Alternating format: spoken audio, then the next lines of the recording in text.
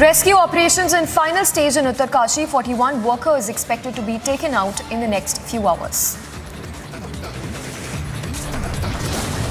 In Krishna Janmabhoomi, Prime Minister Modi slams colonial mindset, calls for revival of cultural legacy. Bharat को उसके अतीत से काटना चाहते थे। जो लोग भारत की संस्कृति से, उसकी आध्यात्मिक पहचान से विरक्त थे, वो आजादी के बाद भी गुलामी की मानसिकता नहीं त्याग पाए। Siddaramaiah cabinet approves state agency investigation into alleged corruption case against DK Shivakumar.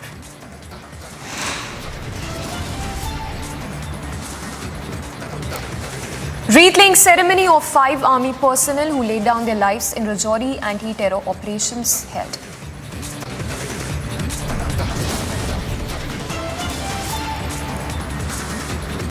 Four-day ceasefire begins starting today. More humanitarian aid to reach the Gaza Strip.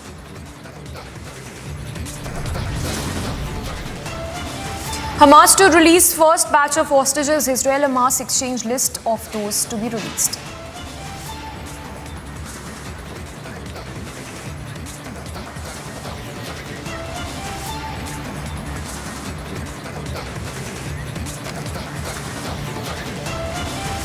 And we start this edition off live and breaking at 9 a.m. with the latest that's coming in on the Uttarkashi rescue mission. Details coming in on the rescue mission, which is expected to conclude by this evening.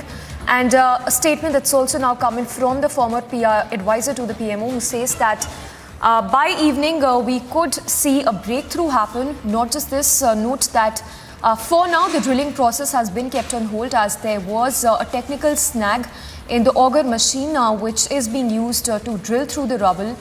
A statement that's now coming from the former advisor of the PMO, who says that the mission could conclude by evening and that the workers are expected to be pulled out by tonight.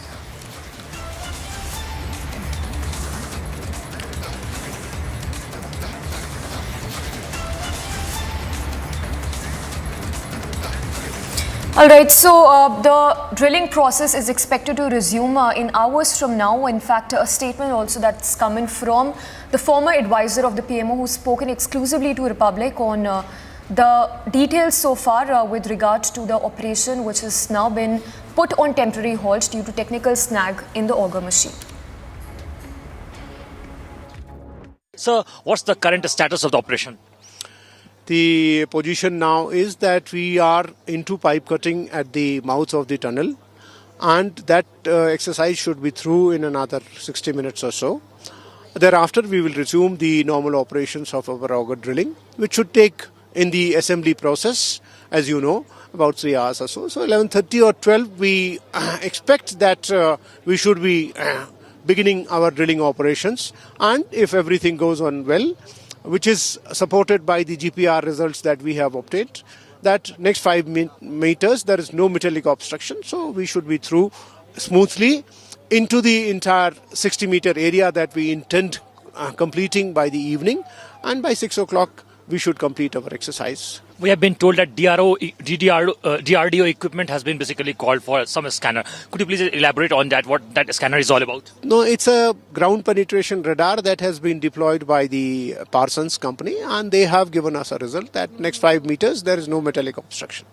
Right. How long will it take, sir? Because everyone is eagerly waiting. The nation is eagerly waiting to listen to that positive news that 41 workers have come out basically safe. By 6 o'clock. By 6 o'clock. This was Mr. Bhaskar Kubre, who was speaking exclusively to Republic TV with Vijay Firdaus Aqil for Republic. So that's the statement that's coming from the former advisor of the PMO. Let's go across to Akhil, who's joining us live from the rescue site. Akhil, we understand that the drilling process has been kept on temporary hold after a technical snag was reported in that auger machine. One, when can we expect the drilling to resume? And two, when exactly can that breakthrough happen after that statement as well by the former PMO advisor? Yes, absolutely. We just spoke to Mr. Bhaskar Khulbe 5 minutes back, and he said that by 9:30 a.m. the auger machine will again restart working. So what has happened? There was a technical snag inside that machine, due to which there was a temporary halt in that. So what we have been told that approximately 48 meters of drilling has been done, which simply means that 8 pipes have been inserted so far, and each pipe length is approximately of 6 meters in length. So what we have been told by the officials, that there's one more pipe which needs to be inserted. So second of the work is going on right now on the second last pipe. I would like to request my cameraman to show the visual this side, that if you will see, this is the front end of the tunnel where the horizontal drilling process is going on. The auger machine is working from this side only. So the workers are continuously working over here for the last 13 days. As we all know that the operation has entered into the 13th day, but there has been not a major breakthrough in that because obstacles have been keep coming back and forth, coming back and forth. So the operation is like moving 2 steps forward and then 1 step backward. So the operation has been going on. The NDRF team is there. So what has happened last night, that there was a major girdle which found inside that tunnel, and due to which the work was stopped, and NDRF team basically cleared that choked part, and it took approximately 8 hours to complete that entire process, and then after that the auger machine work has started. So what we have been told by the workers over here, that it will take not only a few more hours, but it will take by evening it will be completed. Back to you in the studio.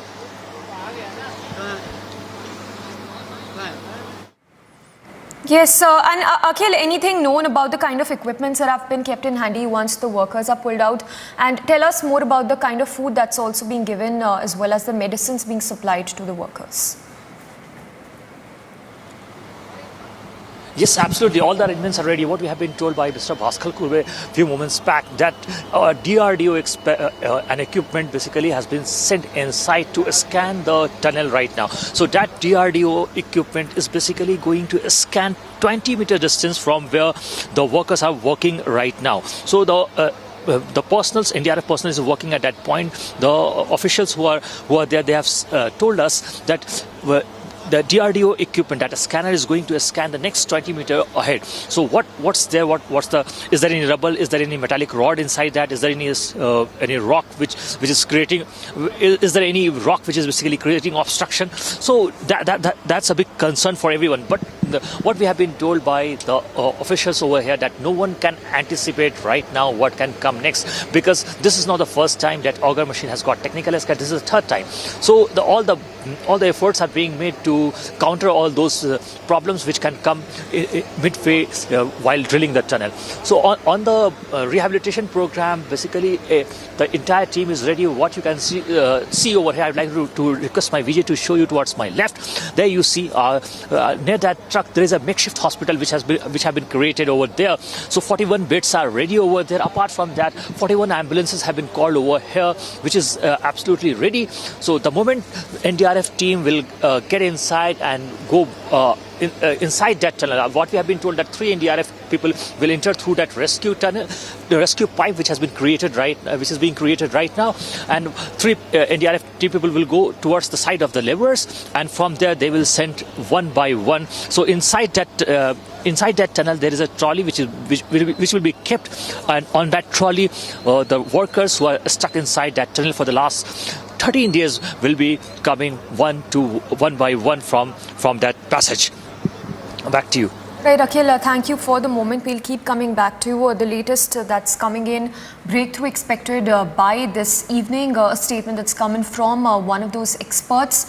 For now, the drilling has not yet resumed after the reports of the auger machine breaking down.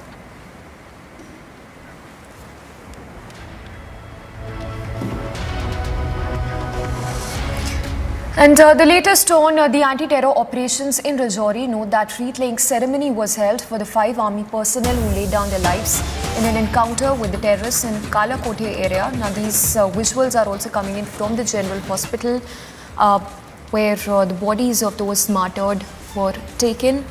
Note that 2 terrorists have also been neutralized in these anti-terror operations. So The sacrifice of our martyrs has been avenged by our forces. In fact, J&K BJP chief Ravinder Raina reached the Bajmal area in Rajouri where 5 army personnel were martyred in an encounter with terrorists and said a major conspiracy was hatched from across the border to attack the security forces.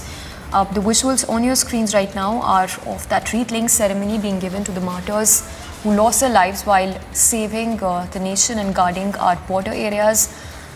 Note that 5 soldiers have been martyred in this anti-terror operation. Those martyred include Captain M.V. Pranjal of Mangalore area of Karnataka, Captain Shubham Gupta of Agra, UP, Savaldar Abdul Majid in Poonch, J&K, Lance Nayak Sanjay Bisht of Hali Padli area of Nainital, and paratrooper Sachin Laur of Aligarh, Uttar Pradesh. So 5 Jawans who've lost their lives in these anti-terror operations. In fact, these are the live visuals right now on your screens of the wreath-laying ceremony that is happening to salute the sacrifice of our Jawans. A wreath-laying ceremony that's been organized by the Army at the Army General Hospital in Rajouri, in which General Officer commanding force and other officers as well as police officials laid wreaths and paid tributes to the martyred army men.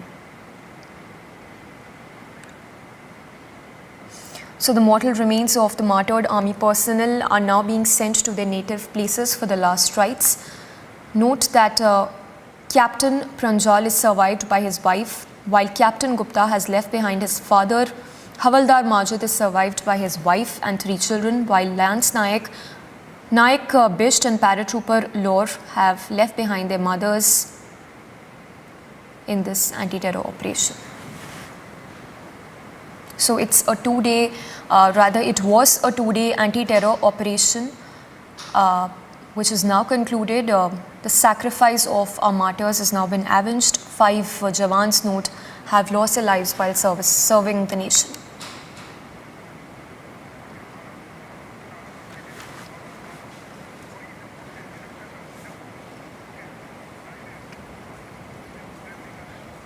Let's go across to Arawat, who's joining us live from the location in Jammu, where the wreath-laying ceremony is being held. Arawat, not quite a good morning. To talk more about the sacrifice of our 5 Jawans, tell us more about this anti-terror operation 1 and how many more terrorists we understand, if known so far, are still hiding, while 2 we understand have already been neutralized by the forces.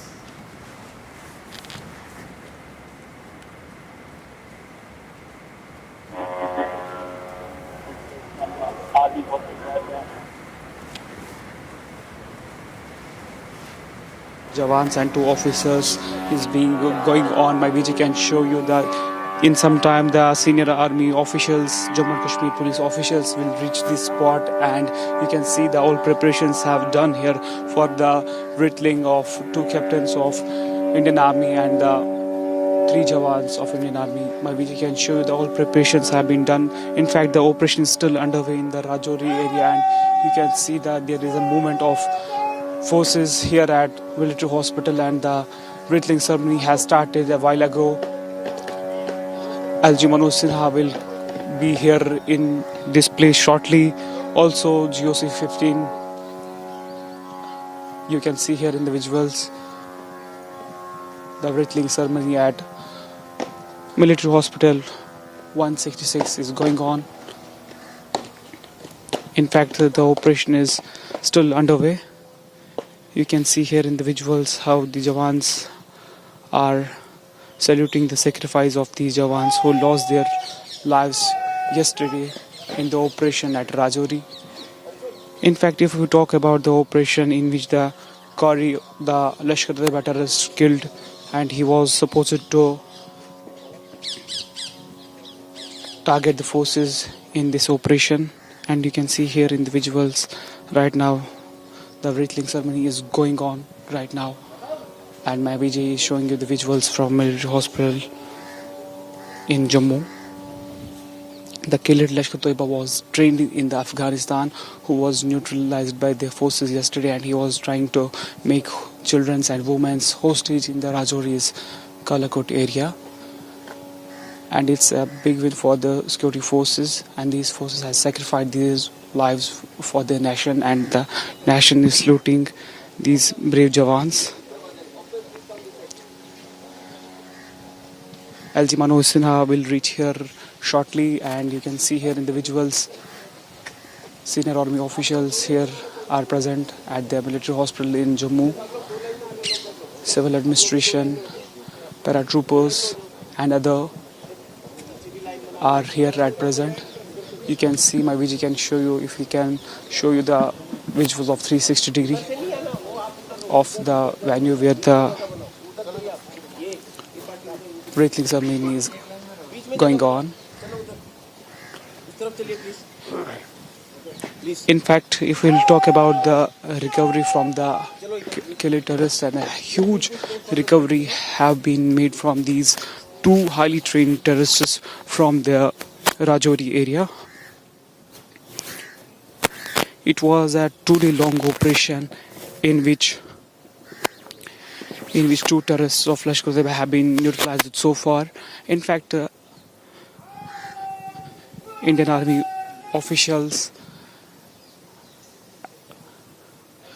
from the district administration will also be here shortly.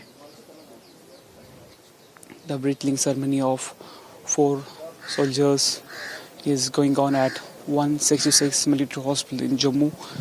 You can see here in visuals how these Jawans are emotional here. They have lost their friend, their colleague in the Rajouri operation. All the preparations are done here for the breathing ceremony, and you can see here in the visuals how Jawans have participated in these events. You can see the first event which took place at Rajouri at 6:30 am, and after that this is the second breathing ceremony here at military hospital in Jammu. LG Manoj Sinha will be here shortly, and DGP Jammu and Kashmir Police RR Swan will be here also, along with the General Officer Commanding of Section Corps Jammu.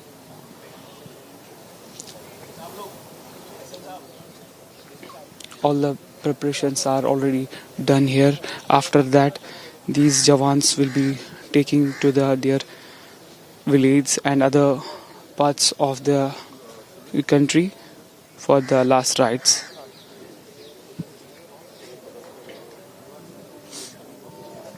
Bhabiji can show you the visuals of 360 degree how Jawans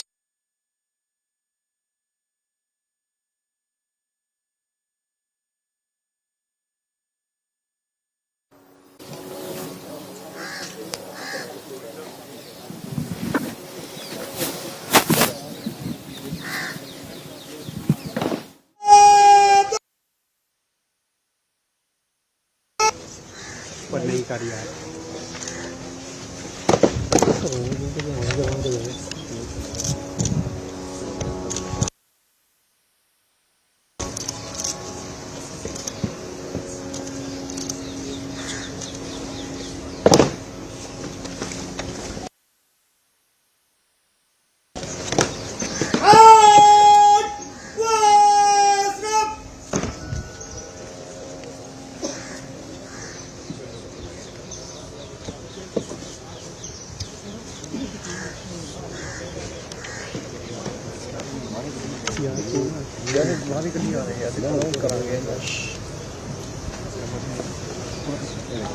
मुंह बंद रखो यार, सारी बात बेचारी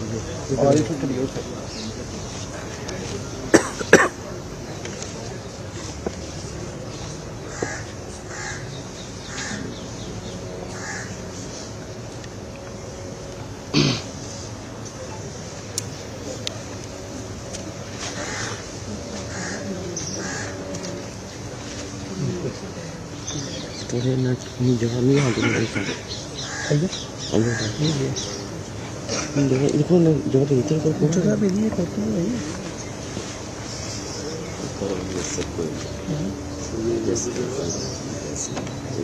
हम लोग के घर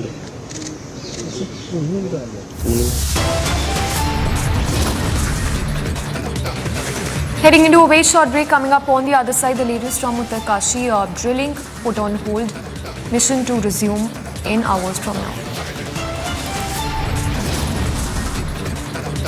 Also on the other side, the latest on Israel-Hamas war, Gaza ceasefire begins.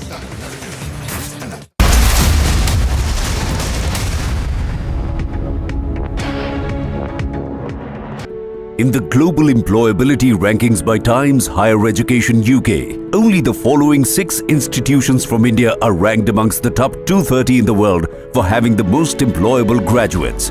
IIT Delhi, IISc Bangalore, IIT Bombay, IIM Ahmedabad, IIT Kharagpur and Amity University.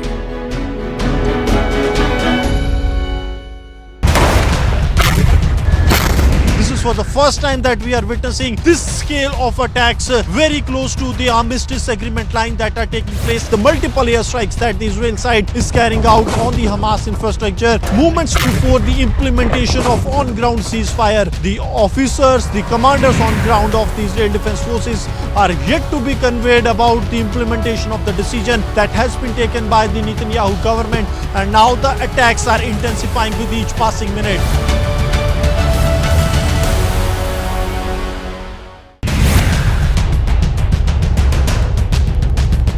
इस वक्त हम एक्टिव वॉर जोन में हैं और जिस जगह पर हम हैं यहाँ से हिजबुल्लाह को निशाना बनाया जा रहा है। ये आर्टिलरी जोन है जहाँ पर लगातार हमले हो रहे हैं।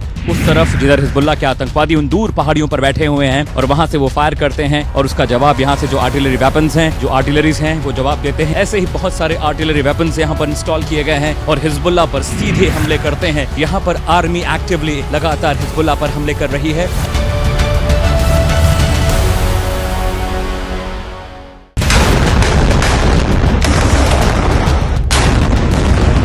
आईडीएफ कर रही थी उसके मुताबिक सुरंग मिली है और उसका वीडियो जारी किया गया है। 55 मीटर लंबी और 10 मीटर गहरी ये सुरंग मिली है अल-शिफा अस्पताल के कॉम्प्लेक्स से। We'll now share this video which shows the same hostage entering into the hospital with a gunman, terrorist inside the hospital. जो सस्पेक्ट किया गया था इजरायली डिफेंस फोर्सेस की तरफ से वो यहाँ पर वाकई मिलता दिखाई दे रहा है।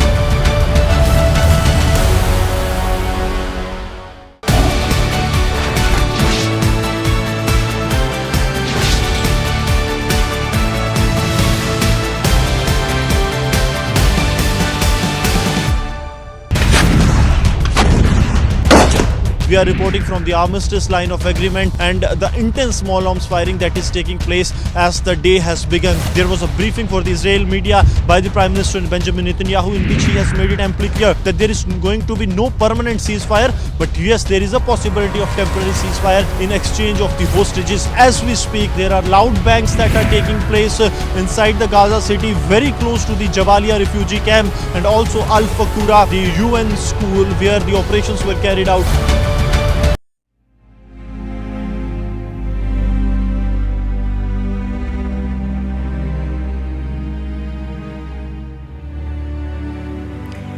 Alright, cutting across to the visuals coming in, this is from the wreath-laying ceremony being held at Military Hospital Jammu.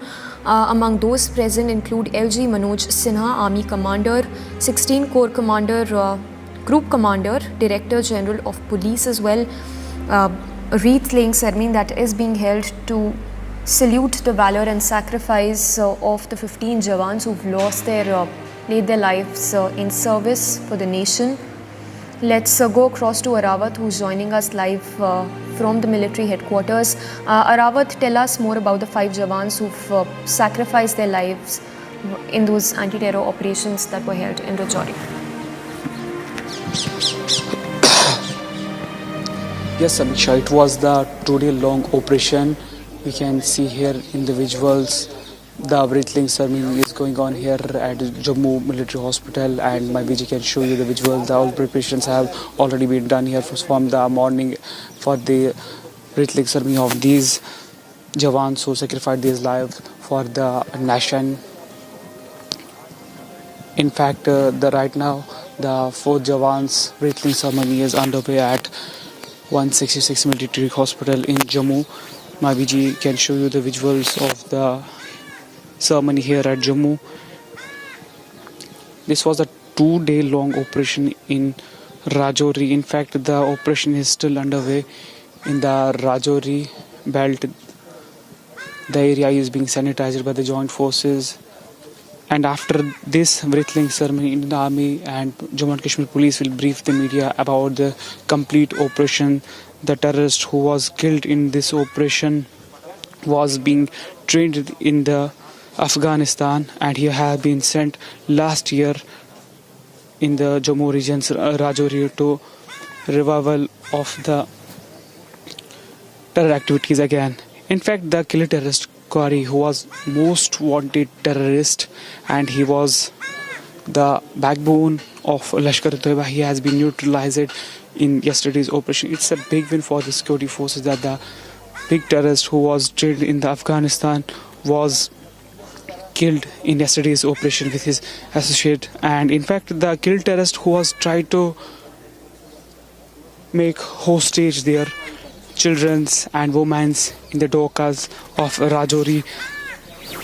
While saving these children's and women's, these Jawans lost their lives to safeguard the civilian children's and other. 5 Jawans lost their lives while saving the civilian children's and women's, while these terrorists were trying to make hostage the civilians at the operation site and escape from that place. In fact, the Qari, the killed terrorist who was involved in many operations in which Indian Army suffered casualty. We'll talk about the Dagri terror attack or other.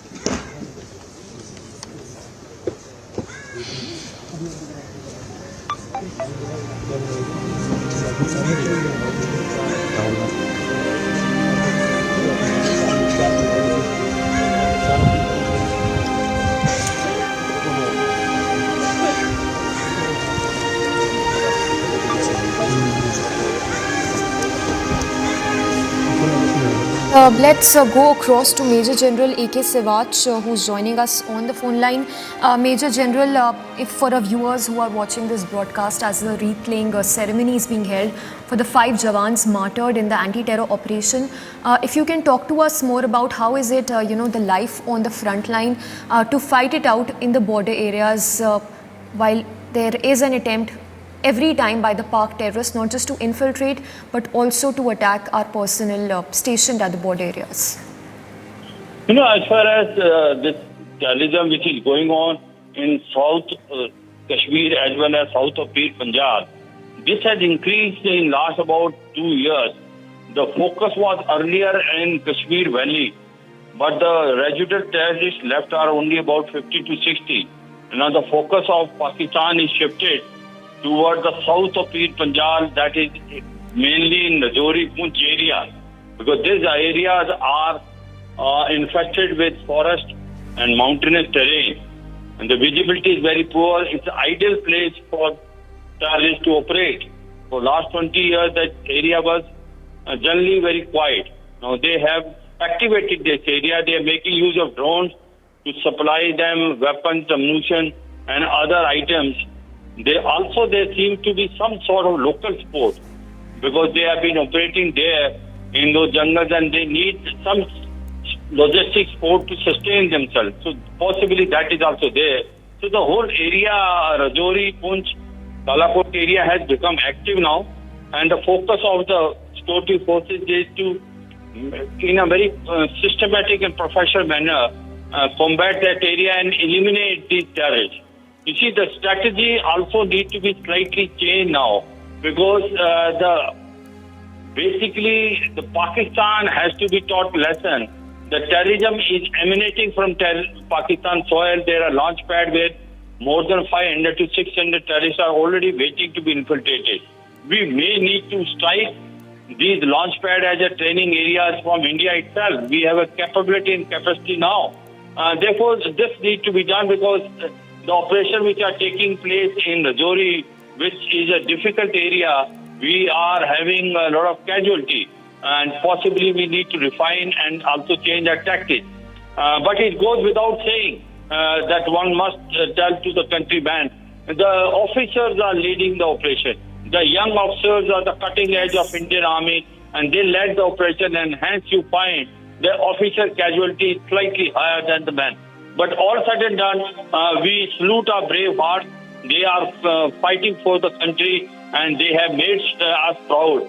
But certainly there is a requirement to now teach a lesson to Pakistan because they are feeling that they are losing a battle as far as terrorism in Kashmir Valley is concerned. It's almost gone, and peace and tranquility prevails after Article 370 and 35A. Now their focus has shifted to south of Pir Panjal in Rajouri Punch.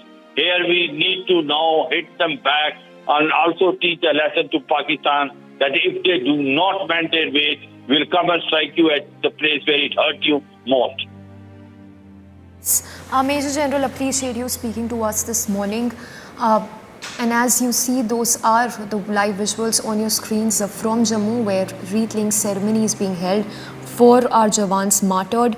Let's go across to Arawat once again. Arawat, while we keep up with those visuals of the wreath-laying ceremony, if you can tell us more about the life and times of those 5 Jawans martyred in the terror attack, in the anti-terror operations, beg your pardon.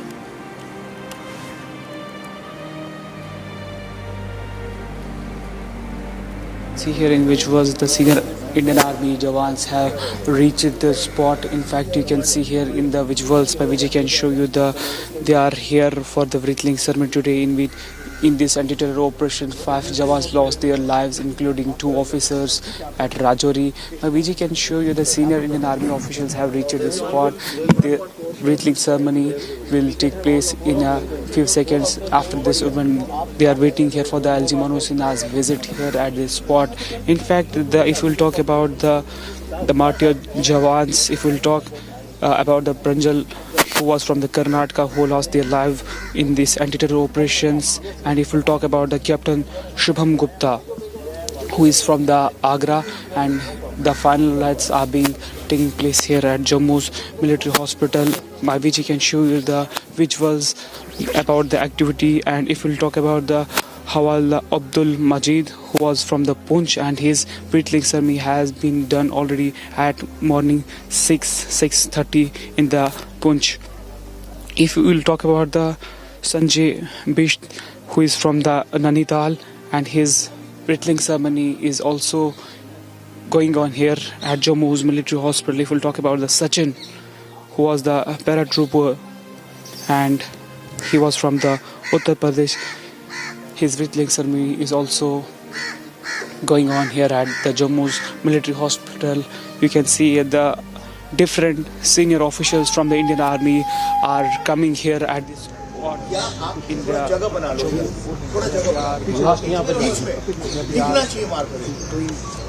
जवानों को थोड़ा सा close करवा दो ना, थोड़ा सा हाँ तो पीछे आपको मार्कर को एकदम क्लियर गवर्नर साहब आपको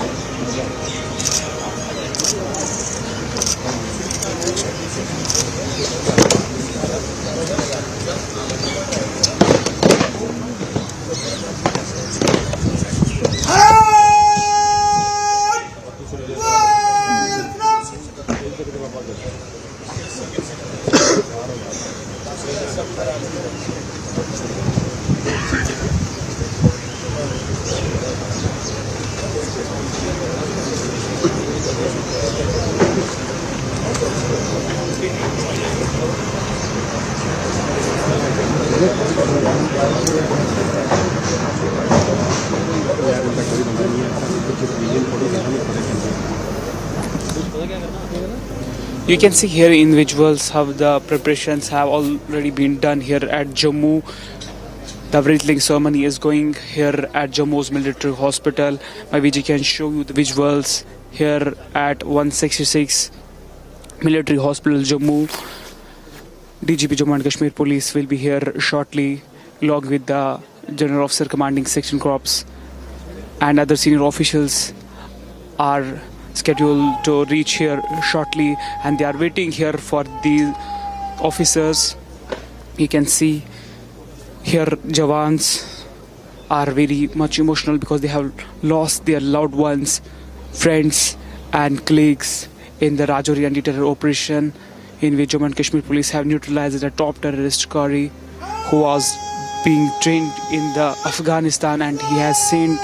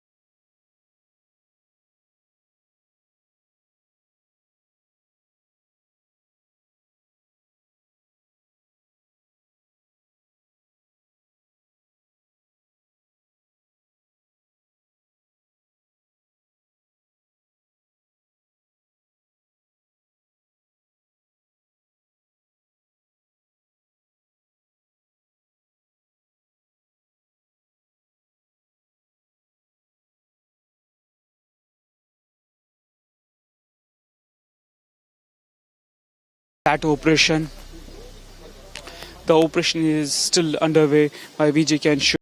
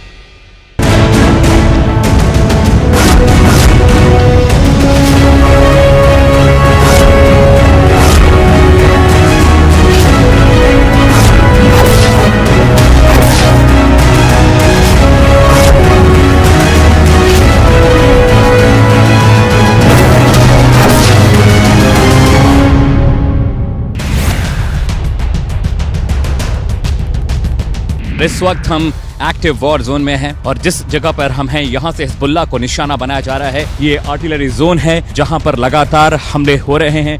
उस तरफ जिधर हिजबुल्लाह के आतंकवादी उन दूर पहाड़ियों पर बैठे हुए हैं और वहाँ से वो फायर करते हैं और उसका जवाब यहाँ से जो आर्टिलरी वेपन्स हैं, जो आर्टिलरीज हैं, वो जवाब देते हैं। ऐसे ही बहुत सारे आर्टिलरी वेपन्स यहाँ पर इंस्टॉल किए गए हैं और हिजबुल्लाह पर सीधे हमले करते हैं। यहाँ पर आर्मी एक्टिवली लगातार हिजबुल्लाह पर हमले कर रही है।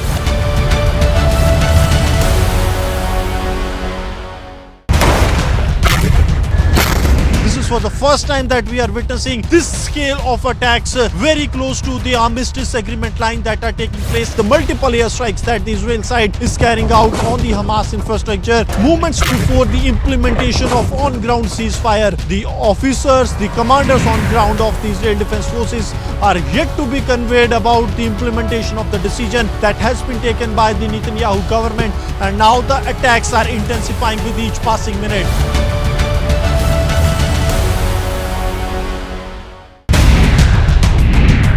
रिपब्लिक आपको जंग के मैदान से वो तस्वीरें दिखाने और बताने की कोशिश कर रहा है जो अब से पहले आपने कभी नहीं देखी थी। ये पूरा इलाका छावनी में तब्दील हो चुका है।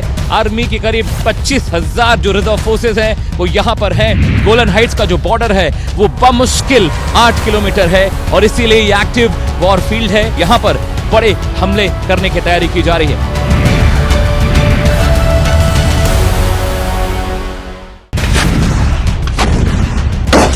We are reporting from the armistice line of agreement and the intense small arms firing that is taking place as the day has begun. There was a briefing for the Israel media by the Prime Minister Benjamin Netanyahu in which he has made it amply clear that there is going to be no permanent ceasefire, but yes, there is a possibility of temporary ceasefire in exchange of the hostages. As we speak, there are loud bangs that are taking place inside the Gaza city, very close to the Jabalia refugee camp and also Al-Fakura, the UN school where the operations were carried out.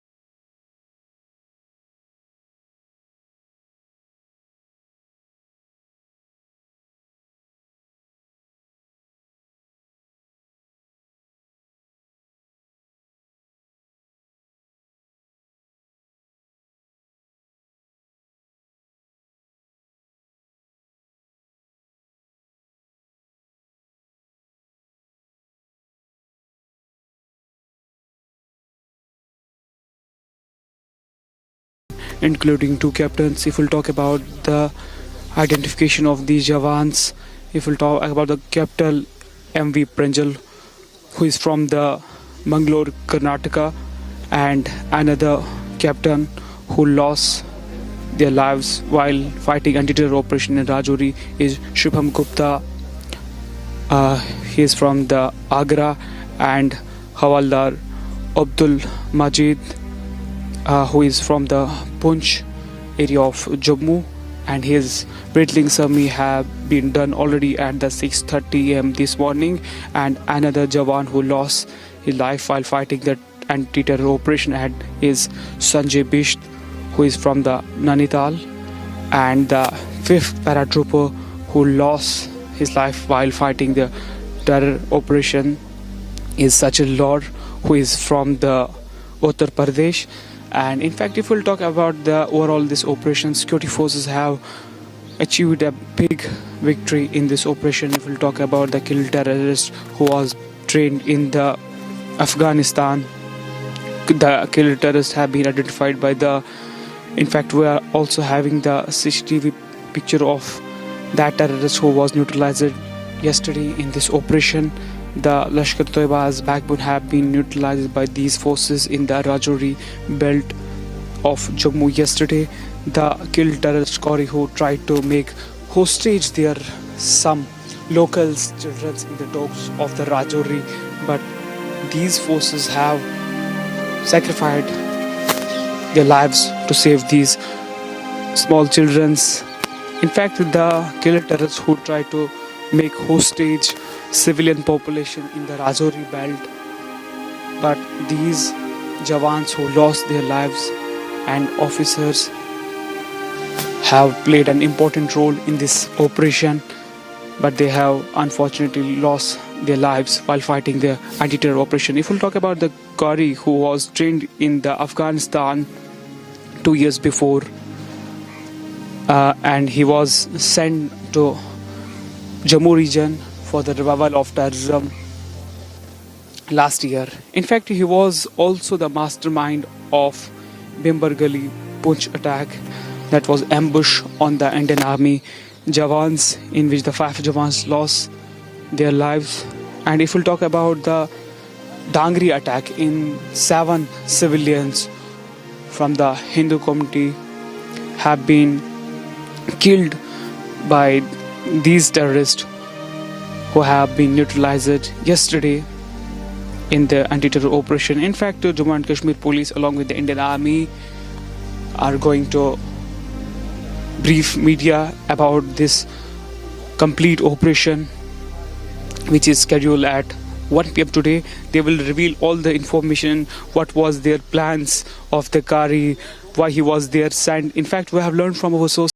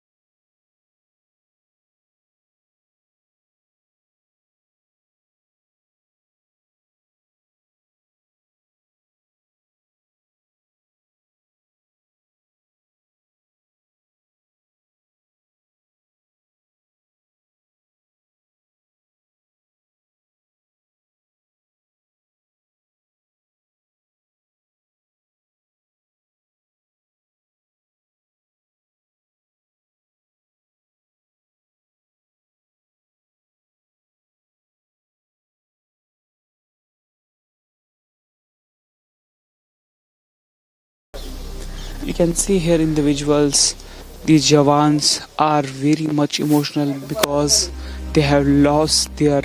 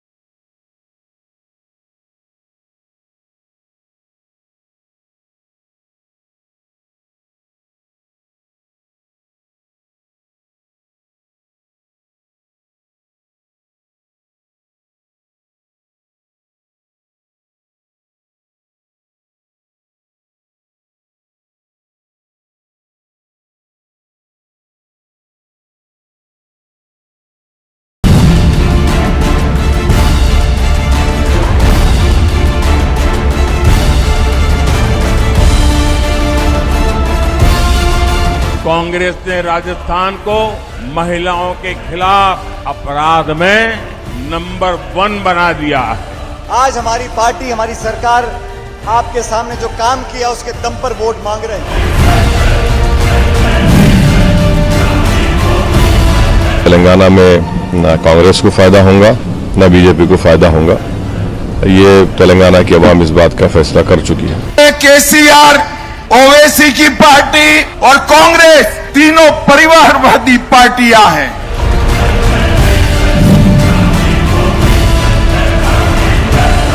आपका एक vote Bharat का भविष्य तय करने वाला vote है।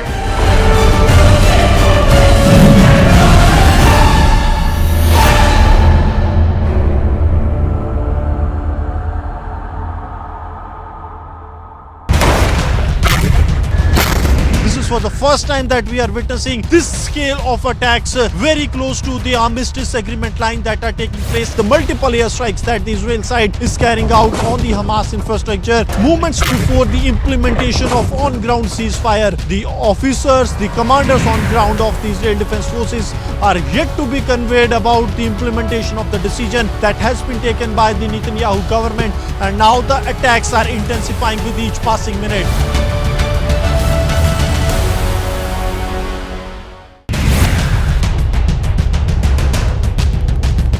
इस वक्त हम एक्टिव वॉर जोन में हैं और जिस जगह पर हम हैं यहाँ से हिजबुल्लाह को निशाना बनाया जा रहा है। ये आर्टिलरी जोन है जहाँ पर लगातार हमले हो रहे हैं। उस तरफ जिधर हिजबुल्लाह के आतंकवादी उन दूर पहाड़ियों पर बैठे हुए हैं और वहाँ से वो फायर करते हैं और उसका जवाब यहाँ से जो आर्टिलरी वेपन्स हैं, जो आर्टिलरीज हैं, वो जवाब देते हैं। ऐसे ही बहुत सारे आर्टिलरी वेपन्स यहाँ पर इंस्टॉल किए गए हैं और हिजबुल्लाह पर सीधे हमले करते हैं। यहाँ पर आर्मी एक्टिवली लगातार हिजबुल्लाह पर हमले कर रही है।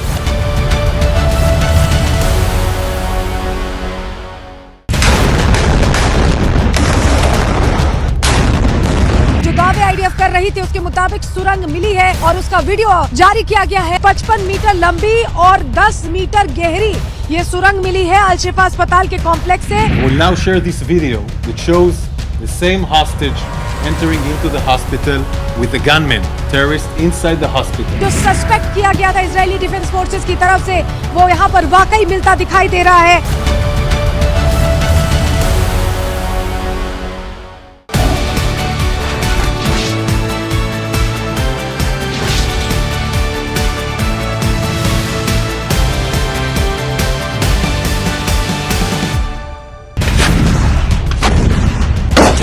We are reporting from the armistice line of agreement and the intense small arms firing that is taking place as the day has begun. There was a briefing for the Israel media by the Prime Minister Benjamin Netanyahu in which he has made it amply clear that there is going to be no permanent ceasefire, but yes, there is a possibility of temporary ceasefire in exchange of the hostages. As we speak, there are loud bangs that are taking place inside the Gaza city, very close to the Jabalia refugee camp and also Al-Fakura, the UN school where the operations were carried out.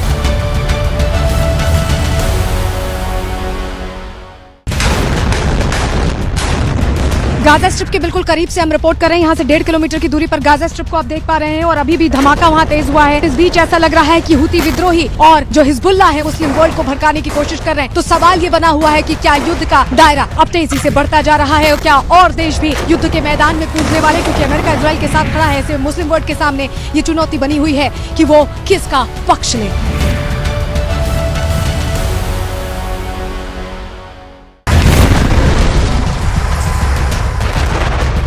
इस वक्त हम armistice line पर मौजूद हैं और आप मेरे पीछे गाजा बॉर्डर पर लगातार तेज होती बम्बार्डमेंट की तस्वीरें।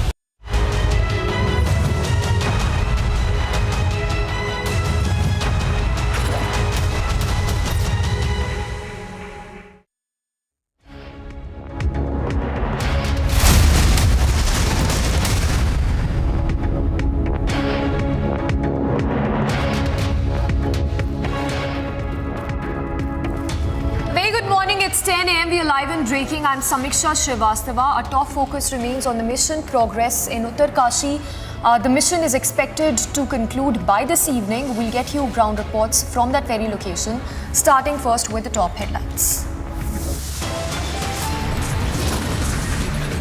Rescue operations in final stage in Uttarkashi. 41 workers expected to be taken out in next few hours. जो लोग भारत को उसके अतीत से काटना चाहते थे, जो लोग भारत की संस्कृति से, उसकी आध्यात्मिक पहचान से विरक्त थे, वो आजादी के बाद भी गुलामी की मानसिकता नहीं त्याग पाए।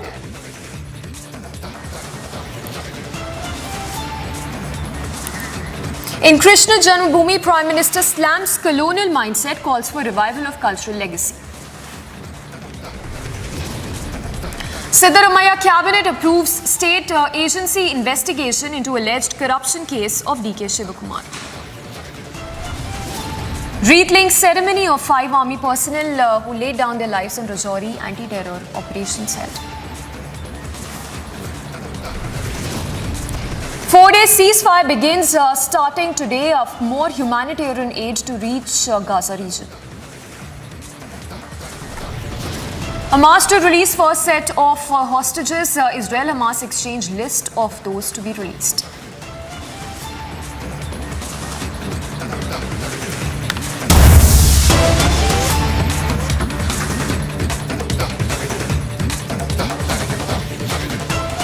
All right, we start with the news break coming in even as Congress remains defiant over the Panoti insult. And even as the EC notice has been sent to Rahul Gandhi for the remarks he'd made, the Congress has repeated the remarks once again. In fact, Congress party has now released poster as well insulting the Prime Minister once again. Note that earlier MP Congress Rahul Gandhi had hurled the Panoti insult at the Prime Minister. Now it's yet another insult coming in. Let's go across to our senior executive editor Abhishek Kapoor also joining us. Abhishek, good morning. Not the first time, of course, but this time, even as that EC notice has been sent to Rahul Gandhi, Congress has once again insulted the Prime Minister with the same remark.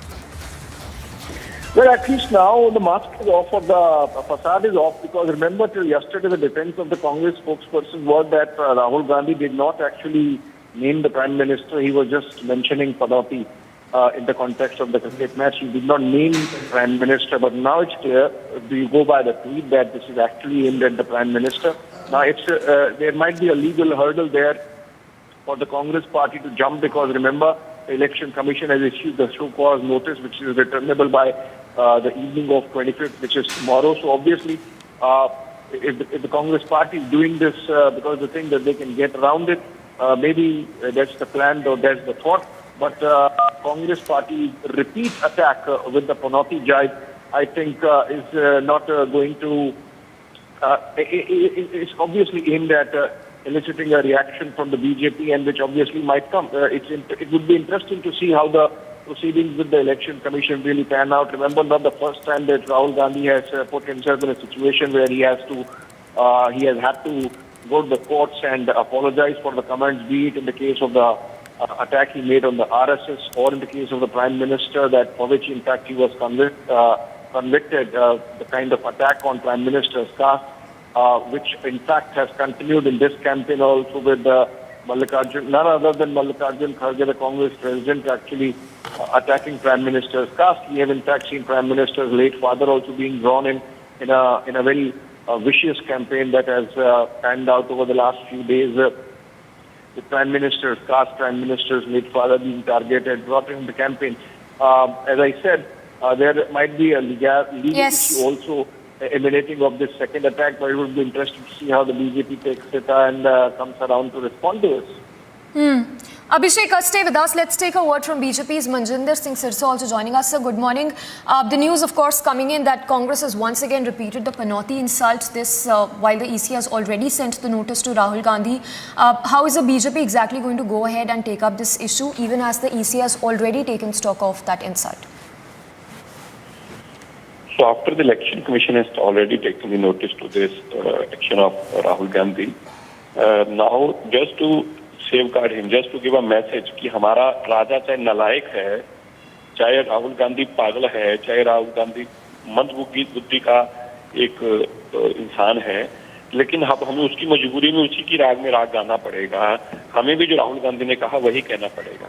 तो ये कांग्रेस का कसूर नहीं है, ये एक परिवारवाद है. परिवार का मुखिया बेवकूफ भी है तो भी उसके पीछे पीछे चलना होगा.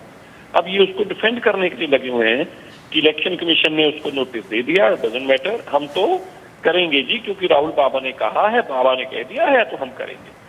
मतलब क्या इस मंदबुद्धि को कहाँ क्या जवाब दे सकते हैं? अब जब कोई मंदबुद्धि का इंसान हो उसके साथ आप उलझ नहीं सकते. मूर्ख नाल ना लूझिए, गुरु साहब ने कहा. इन मूर्खों के साथ क्या लूझेंगे? भारत के प्रधानमंत्री ने देश के 140 करोड़ लोगों की चिंता करनी है, जैसे मूर्खों की थोड़ा ही ना करनी है.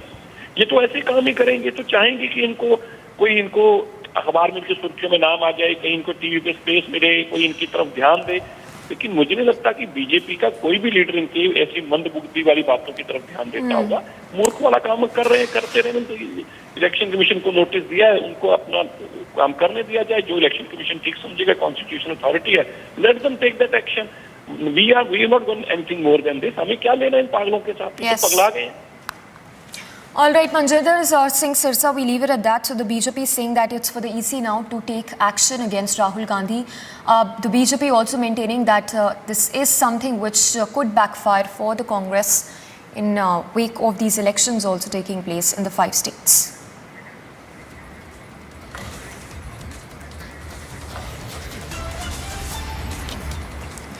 Shifting focus to the latest that's coming in on the Uttarkashi rescue mission. Details coming in that the rescue mission could conclude by this evening.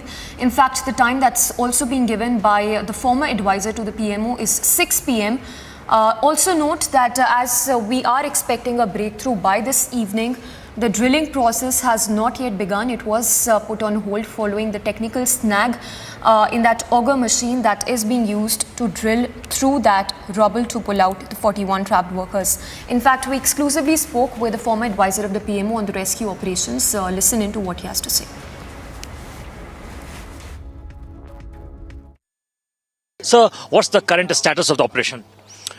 The position now is that we are into pipe cutting at the mouth of the tunnel, and that exercise should be through in another 60 minutes or so.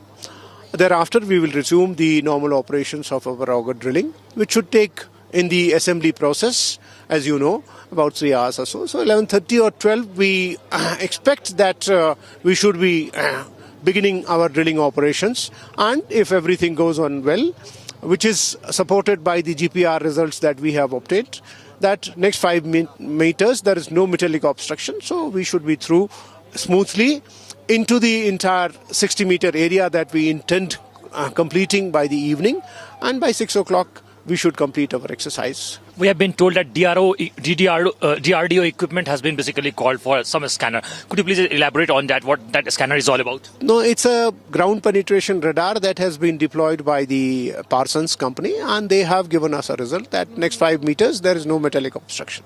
Right. How long will it take, sir? Because everyone is eagerly waiting. The nation is eagerly waiting to listen to that positive news that 41 workers have come out basically safe. By 6 o'clock. By 6 o'clock. This was Mr. Bhaskar Kurbe, who was speaking exclusively to Republic TV with Vijay Firdaus Aqil for Republic. All right, so the DRDO is using robotic equipment as well in this mission, and as we understand, 48-meter drilling has already been done. Let's go across to Akhil, who's joining us live. Akhil, has the drilling resumed after it was put on a brief halt following that issue with the auger machine? No, right now we have been told by the officials that the auger machine will start working by 11 a.m. Right now what they are doing is that there have been a bent which has happened due to the technical snag, and after that technical snag, the work has not been resumed. So the workers over here are still inside that tunnel, and the process has been going on. Half an hour back we spoke to Bhaskar Kulbe, and he said that by evening, by 6 p.m.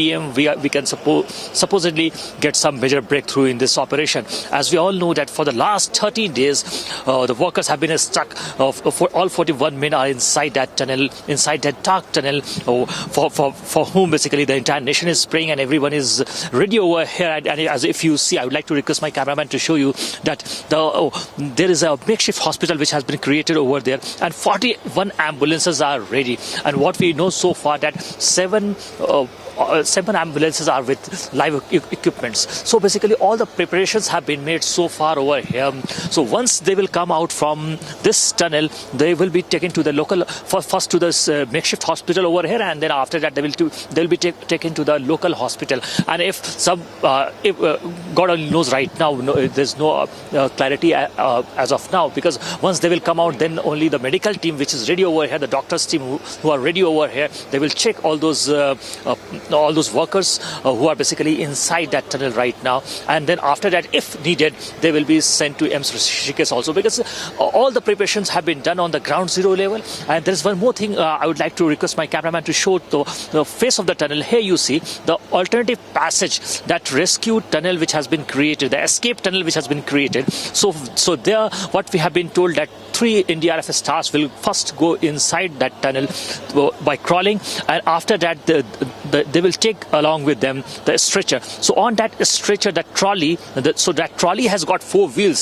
So through that trolley, the workers who are stuck inside that tunnel for the last 13 days will be sent one by one from that side towards the Silkyara side of the tunnel. Back to you in the studio. In fact, stay with us. Let's play out that conversation you had with Gabbar Singh Negi's brother, who we understand is the supervisor of all the 41, in fact, overseeing the rescue operations taking place in Uttarkashi. Gabbar Singh Negi है और वो जो है यहाँ पे supervisor के पद पे है और अपने 41 साथियों के साथ अंदर टनल में फंसा हुआ है. तो वो 41 लोगों की जो टीम है उसको सुपरवाइज करते थे. कितने महीने से वो सुपरवाइज कर रहे थे, या कितने वक्त से कर रहे थे, इसकी कुछ बैकग्राउंड डिटेल लगभग आप बता पाए हमें? नहीं, वो तो शुरू से ही, जब ये टनल स्टार्ट हुआ 2018 से, तब से पहले शुरू में ही वही आया था यहाँ पे, और तब से वो लगातार इसी टनल में काम कर रहा है. तो 2018 से वो यहाँ से इस टनल के मिशन से जुड़े हुए हैं. तो क्या कभी उन्होंने इस काम के बारे में कुछ डिटेल में घर में कभी जिक्र किया इसके बारे में, इस काम के बारे में, किस तरह का काम है और कितना टेंशन वाला काम है? क्योंकि 41 लोगों की टीम को हैंडल करना, उनको हर वक्त मोटिवेट करके रखना, चार्ज अप करके रखना, एकजुट करके रखना, क्योंकि मजदूरों को, हर तरह के लोगों को, हर मिजाज के लोगों को, हर तबके के लोग आते हैं, है ना, उन लोगों को एक साथ एकजुट करके रखना आसान काम नहीं है. तो वो उसके बारे में जरा हमें थोड़ा डिटेल में बताएं. देखिए, हालांकि बहुत ज़्यादा उसने मेरे को नहीं बताया. मैंने जब पूछा था कि भाई कहाँ काम करते हो, तो बोला टनल यहाँ पे सिलक्यारा में, उत्तरकाशी में. वो आता था तो बस से जो है देहरादून से बैठ करके यहाँ उतर जाता था. और जहाँ तक प्रश्न ये है कि वो बड़ा क्रेजी आदमी है और बहुत ही लगनशील, ईमानदार आदमी है, बहुत ही बहादुर आदमी है. तो अभी जो ये घटना हुई है, उस दिन भी उसने जो है बाकायदा पाइप से पीछे से पानी छोड़ करके, तब उन्होंने ये कंपनी वालों को पता लगा कि अंदर हमारे आदमी ठीक हैं, और उन्होंने फिर उसके माध्यम से उनसे बात करना शुरू किया, और तब पता लगा कि वो पूरे ठीक हैं. और उसके पाइप से ही तब बात होती रही. मेरी भी लगातार कल से पहले जो है उसी पाइपलाइन से मेरी बात हुई है उनसे. आपसे जो बात हुई है उनकी, वो कितनी बार हुई है अब तक? जब से 12 दिनों से हादसा हुआ है, कितनी बार आपकी बात हो चुकी है? मैं तो यही, जब से मैं यही हूँ, और मैं लगातार दिन में 3-4 बार जाता हूँ, और 2-3 बार 4 बार मेरी उससे लगातार बात होती है. और उसने मेरे को यही कहा कि जो बाकी फैमिली के लोग हैं उनको आप घर भेज दीजिए और आप यहाँ पे बस मेरे लिए इतने। अच्छा, नहीं आप इमोशनल नहीं हो, मैं समझ सकता हूँ, आपके लिए एक बहुत ही डिफिकल्ट सिचुएशन है इस वक्त। तो घर में आपके कौन कौन है जो हाँ, मतलब उसकी माँ है, वृद्धा माँ है और 2 बेटे हैं, बहू है, घर में इतना ही परिवार है। बड़ा भाई जो है वो अलग रहता है और 3 बहनें हैं, वो अपने अपने उनकी जो बीवी है उनका क्या रिएक्शन था, उनका क्या कहना था? उन्होंने यहाँ आने के लिए जिद किया, उन्होंने कहा कि मुझे भी जाना है? नहीं, जब मैं आ गया तो फिर उनको ढाढ़स हो गया कि जेठ जी वहाँ जा रहे हैं तो ठीक है, सब ठीक हो जाएगा। क्या लगता है आपको कि ये जो रेस्क्यू ऑपरेशन चल रहा है इसमें कितना वक्त लग सकता है अभी? क्या आपको क्या गवर्नमेंट की तरफ से क्या आश्वासन दिया गया है कि कब तक ये रेस्क्यू ऑपरेशन कंप्लीट कर लिया जाएगा? नहीं, समय नहीं बताती। आज भी मेरी बीके सिंह साहब से और मुख्यमंत्री से बात हुई, समय तो उन्होंने नहीं बताया, लेकिन ये इतना कहा कि हमारे आपके भाई से बात हुई है, दोनों ने, बीके सिंह साहब ने भी और उन्होंने भी। आपकी बात आज चीफ मिनिस्टर साहब से हुई है और वीके सिंह साहब से हुई है, यूनियन मिनिस्टर से? बिल्कुल दोनों से मैंने बात किया और 6 दिन पहले वीके सिंह साहब को मैंने बताया था, तब भी बात हुई थी। गडकरी जी आए थे, तब भी मेरी बात उन सबसे हो रही है लगातार में, लेकिन अभी ये कोई भी जो है इस तरह से नहीं है कि कब तक ये हो जाएगा operation success. All right, so there you heard, he was the brother of the supervisor who was overseeing the construction of the very tunnel. His brother is stuck in that very tunnel among those 40 other workers. Let's go across to Akhil once again. Akhil, for our viewers also who are just tuning in, take us to the developments since late last night, the kind of equipments being used and the supply of essential items being given to the trapped workers. Well, absolutely. The work operation has been going on right now. What we know so far, that 48 meter of drilling has been done. What initially happened when the auger machine has started working since November 13th, the incident took place on November 12th and around 4 a.m. in the morning, and since then the work has been going on, and the auger machine, the local auger machine, was bring in on November 13th, and when it stopped working, then American auger machine was sent over here, which got assembled over here, and then since then the work has been going on. So what happened initially, that 6 meter pipe, each pipe of length 6 meter pipe have been inserted, which equals to the 24 meter of length. But what happened around when the pipe reached around 22 meter, then there was a crackling sound which happened inside that tunnel, and after that the auger machine stopped working. So that incident took place on November 16th. Since then the work got stopped, and after that the team again virtually started working towards the another side of the tunnel. So what we can show you, our viewers right now, that there you see that there's a path which is being created as an alternative path. This path is basically created by the BRO team. The length of that path is approximately 1.2 kilometer. Within 48 hours, the BRO team officially created that path, and after that they basically put a platform over there through which the vertical drillings can be done. And the vertical drilling was planned in a two-pronged manner. One for the foot pipe, which was of 3 millimeter in diameter, and the second pipe which was planned over from there was of approximately 6 meter. So that strategies has been hold. What we have been told by the officials, that the horizontal drilling which have been done so far is the most pragmatic approach. It's the most feasible one from where we can expect all the workers who are stuck inside that dark tunnel for the last 13 days will come out safely and securely. So there are alternative plans also going on. What we have been told by the officials over here, that there is a perpendicular side from left side, and there is a perpendicular right. So there are two works from going on from the right and left side also. And there's another plan which is going on from the end side of the tunnel, that is the barcode side of the tunnel. What we have been told by the officials, that if you see the front end of the tunnel, this front end of the tunnel is open till 200 meters, and after 200 meters there's a rubble, and after that 60 meter of rubble, then there are basically 41 workers who are stuck inside that tunnel. Back to you. All right, Akhil, we'll keep coming back to you. So, Akhil, they're tracking the latest on the Uttarkashi rescue mission.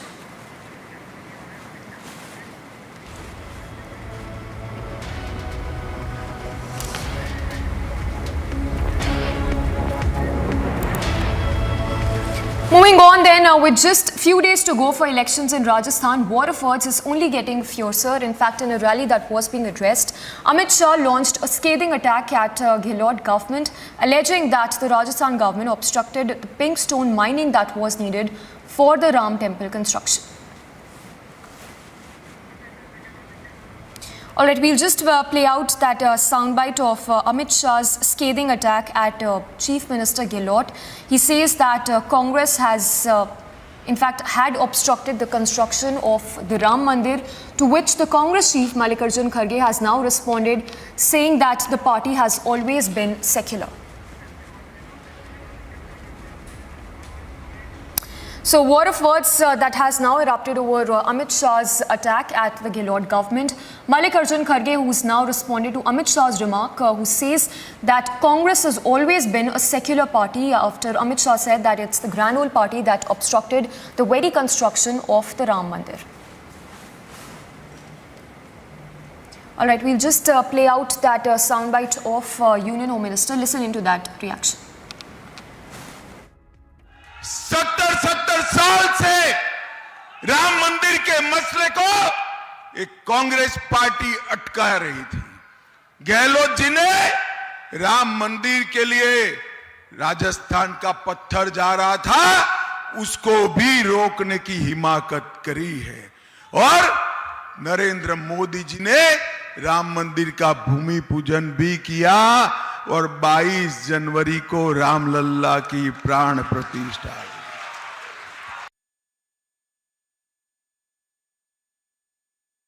So, tracking the latest from poll-bound Rajasthan. In fact, on the other side, we get you the latest on the Israel-Hamas war, as it's a 4-day ceasefire that begins starting today. More humanitarian aid would reach the Gaza Strip. Heading into a very short break. Coming up on the other side, we'll get you ground reports from the Gaza border. Also on the other side, the latest on the hostages, the 13 hostages that would be released by Hamas as part of the first phase.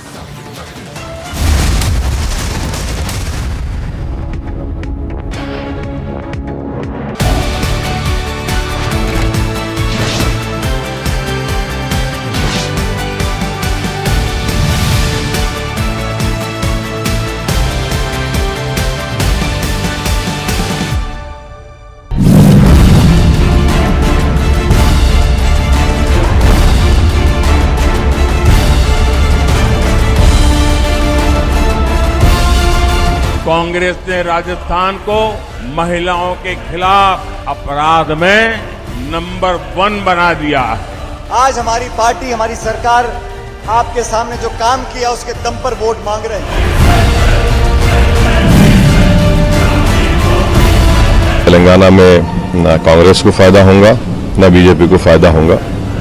ये तेलंगाना की आवाम इस बात का फैसला कर चुकी है। केसीआर, ओवैसी की पार्टी और कांग्रेस तीनों परिवारवादी पार्टियां हैं।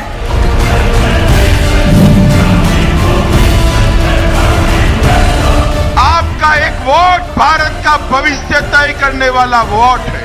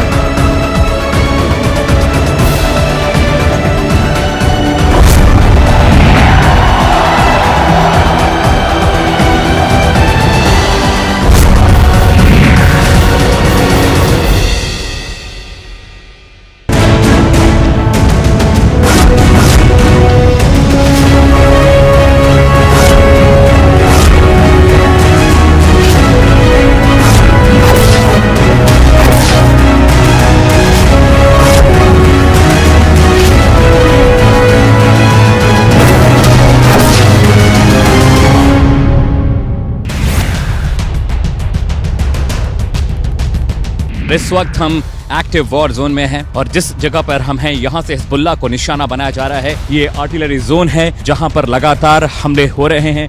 उस तरफ जिधर हिजबुल्लाह के आतंकवादी उन दूर पहाड़ियों पर बैठे हुए हैं और वहाँ से वो फायर करते हैं।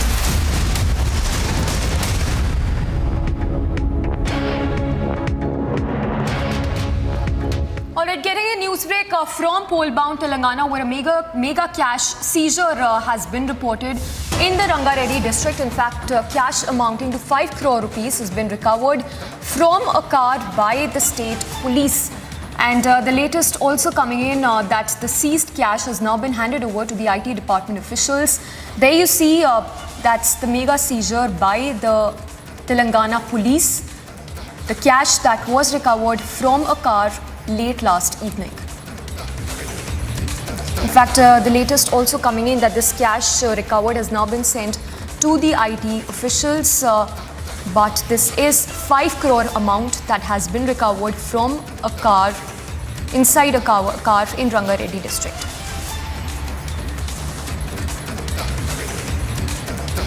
Alright, let's quickly go across to Aniri as well, who's joining us with more details. Aniri, that's mega cash recovery by the Telangana police. Anything known so far? Who did this car really belong to, and when did this seizure essentially happen? Well, Samiksha, what we are seeing right now is that just few days for the Telangana polls, and also at the same time massive campaigning which has been taking place, but the Election Commission officials have now put in place various checkpoints, and also vehicle checkings have been taking place at every nook and corner of the Telangana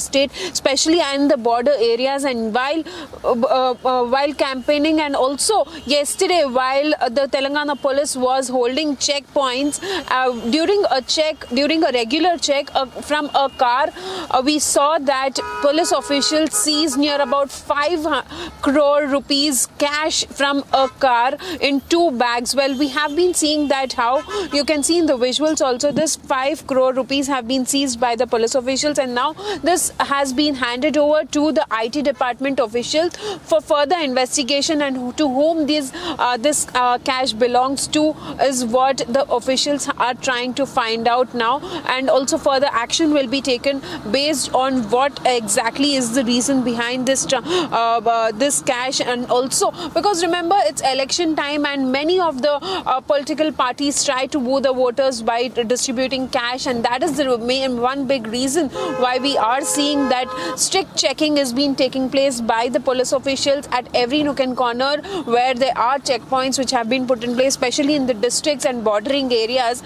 There are checkpoints which have been put in place, but yesterday night in the Kachipoli police in Rangareddy district have seized 5 crore rupees from a vehicle during the regular check which was being carried up by the police officials, and now this cash has been seized by the police and it has been handed over to the IT department officials for further investigation into this matter. Right, Aneri, thank you for those details. So, of course, the mega seizure by the Telangana police, the cash has been handed over to the IT department. And with that, we slip in a very short break. Coming up on the other side, despite Election Commission notice and massive backlash, Congress repeats Panotti insult through its official handle.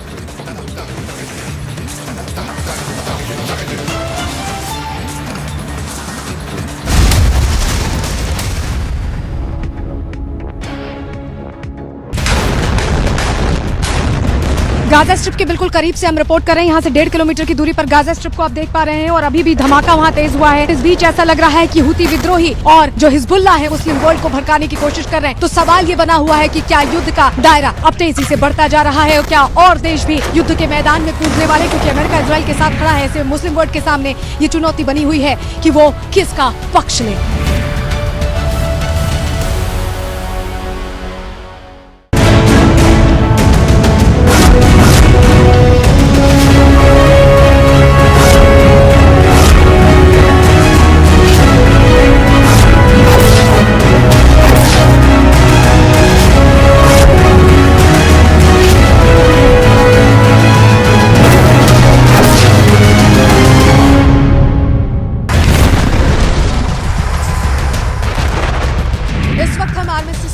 मौजूद हैं और आप आप मेरे पीछे Gaza border पर लगातार तेज होती बम्बार्डमेंट की तस्वीरें सीधे देख पा रहे हैं। इस्माइल हानिये जो पूरी तरह से हेड करता है हमास को, उसके घर को देर रात जो स्ट्राइक्स हुई हैं, उसमें नेस्तनाबूद कर दिया गया है। अल शिफा अस्पताल में भी ऑपरेशन जारी है। जो जानकारी आईडीएफ की तरफ से दी गई है उसमें बताया गया कि उसके अंदर तमाम जो हथियार हैं, एडवांस्ड वेपन्स हैं, जिनका इस्तेमाल हमास इजराइल के खिलाफ करता है, वो वेपन्स बरामद किए गए हैं। हमास की तरफ से कहा गया कि 3 दिन का अगर सीज फायर किया जाता है तो कुछ बंधकों को छोड़ा जा सकता है।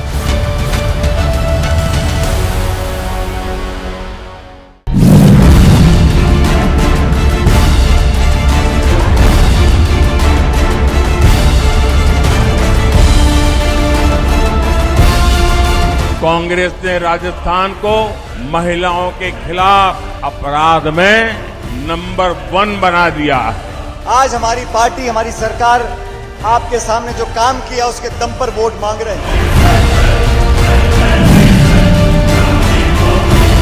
तेलंगाना में ना कांग्रेस को फायदा होगा ना बीजेपी को फायदा होगा। ये तेलंगाना की आवाम इस बात का फैसला कर चुकी है। केसीआर, ओवैसी की पार्टी और कांग्रेस तीनों परिवारवादी पार्टियां हैं।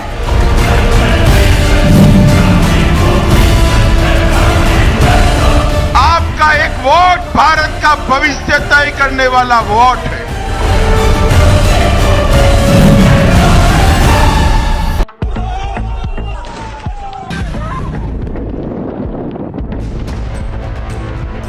Confident about the Israeli forces has it and they are on their way.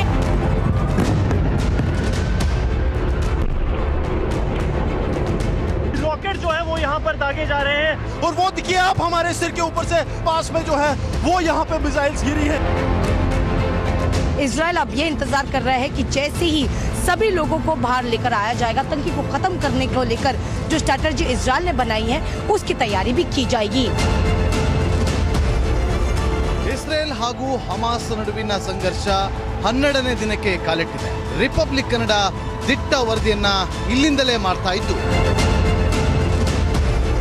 गोलियों की बौछार हमास के आतंकियों द्वारा कर दी गई। So there is an alert. There is an alert which has been given.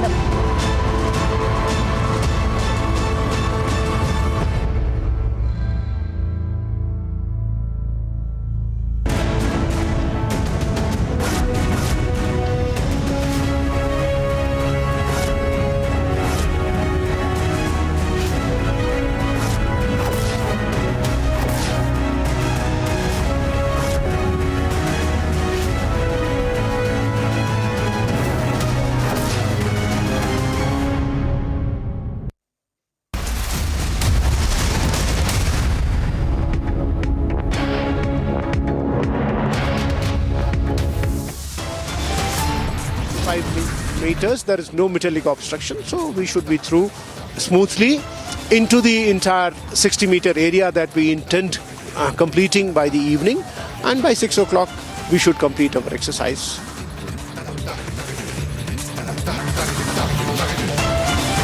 Region Uttarkashi, 41 workers expected to be taken out in the next few hours. Despite Election Commission notice and massive backlash, Congress repeats Panoti insult through official X-handle. Gehlot ji ने राम मंदिर के लिए राजस्थान का पत्थर जा रहा था, उसको भी रोकने की हिमाकत करी है। In election-bound Rajasthan, Amit Shah's big charge on Gahlot says Gahlot government stopped pink stone mining for Ram temple construction.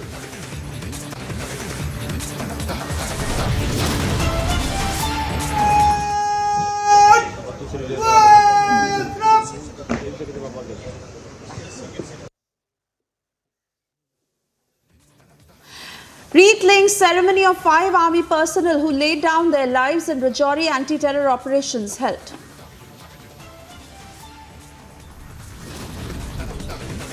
Four-day ceasefire begins from today. More humanitarian aid to reach Gaza Strip.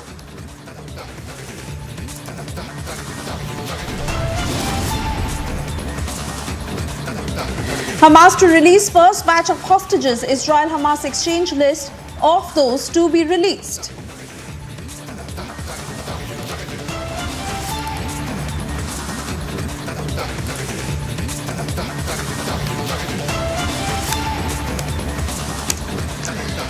And we cut across to breaking news this morning. I am Suesha Sawan. First up in this edition, after mega backlash, Mansoor Ali Khan, the actor, who has now released a statement apologizing to actress Trisha. He's gone on to say, and I quote, "When they try to oppress you, don't oblige. My co-actress Trisha, please forgive me." This is the latest coming in from Mansoor Ali Khan after the backlash that he's had to face and of course action that is being taken against him. Remember, even the NCW had taken cognizance of what the actor had said and the sexist remarks that were made against actress Trisha. Of course, he did try a cover-up later on where he went on to say that his comments had been taken out of context, and if it has hurt anyone's sentiments, then he had also gone on to apologize. However, this is the latest coming in from Mansoor Ali Khan, the actor who had made those very sexist comments against actress Trisha. And after being mired in that controversy and the Chennai police also taking action against him, he has now apologized. Varshini with us on the broadcast. Clearly, this may not cut ice after what he said, but he's trying every desperate attempt such that no action is taken against him. Well, so Yesha, you see, this is definitely a big, twist, because until yesterday, when he appeared for the investigation at the all-women police station in Chennai, he refused to apologize. Apology was what was sought by the hundreds of people who, condemned his statement about actress Trisha, and every single activist, celebrity, everybody wanted an apology from him, but instead he refused to give an apology. But today, right now, he released a statement where he says about how, when people try to oppress you, do not oblige. And he also, very clearly writes that my co-actress Trisha, please forgive me. And he also speaks about how he's always respected women, and that this all is a complete misinterpretation of what he tried to say. Though he still stands by his point of trying to justify whatever he spoke during that press conference, he's finally, apologized. The very thing that people were asking him to do, which he was refusing to do for all this while, has finally come out. He has come out and spoken about how, this whole incident is a mess, and he is now admitted that he is sorry for what he has spoken, and that is exactly what we are seeing. And apart from this, it's a very long statement where he also, speaks about how there are so many issues that women are facing, and we should start talking about it as well. But the main crux is that he's finally he's come to terms with what is happening, how the controversy is going on, and he has apologized to it. All right, Varshini, thank you for getting us those latest details. And of course, we wait and watch what happens next. We'll keep coming back to you for more updates. For the moment, we shift our focus to the Israel-Hamas war.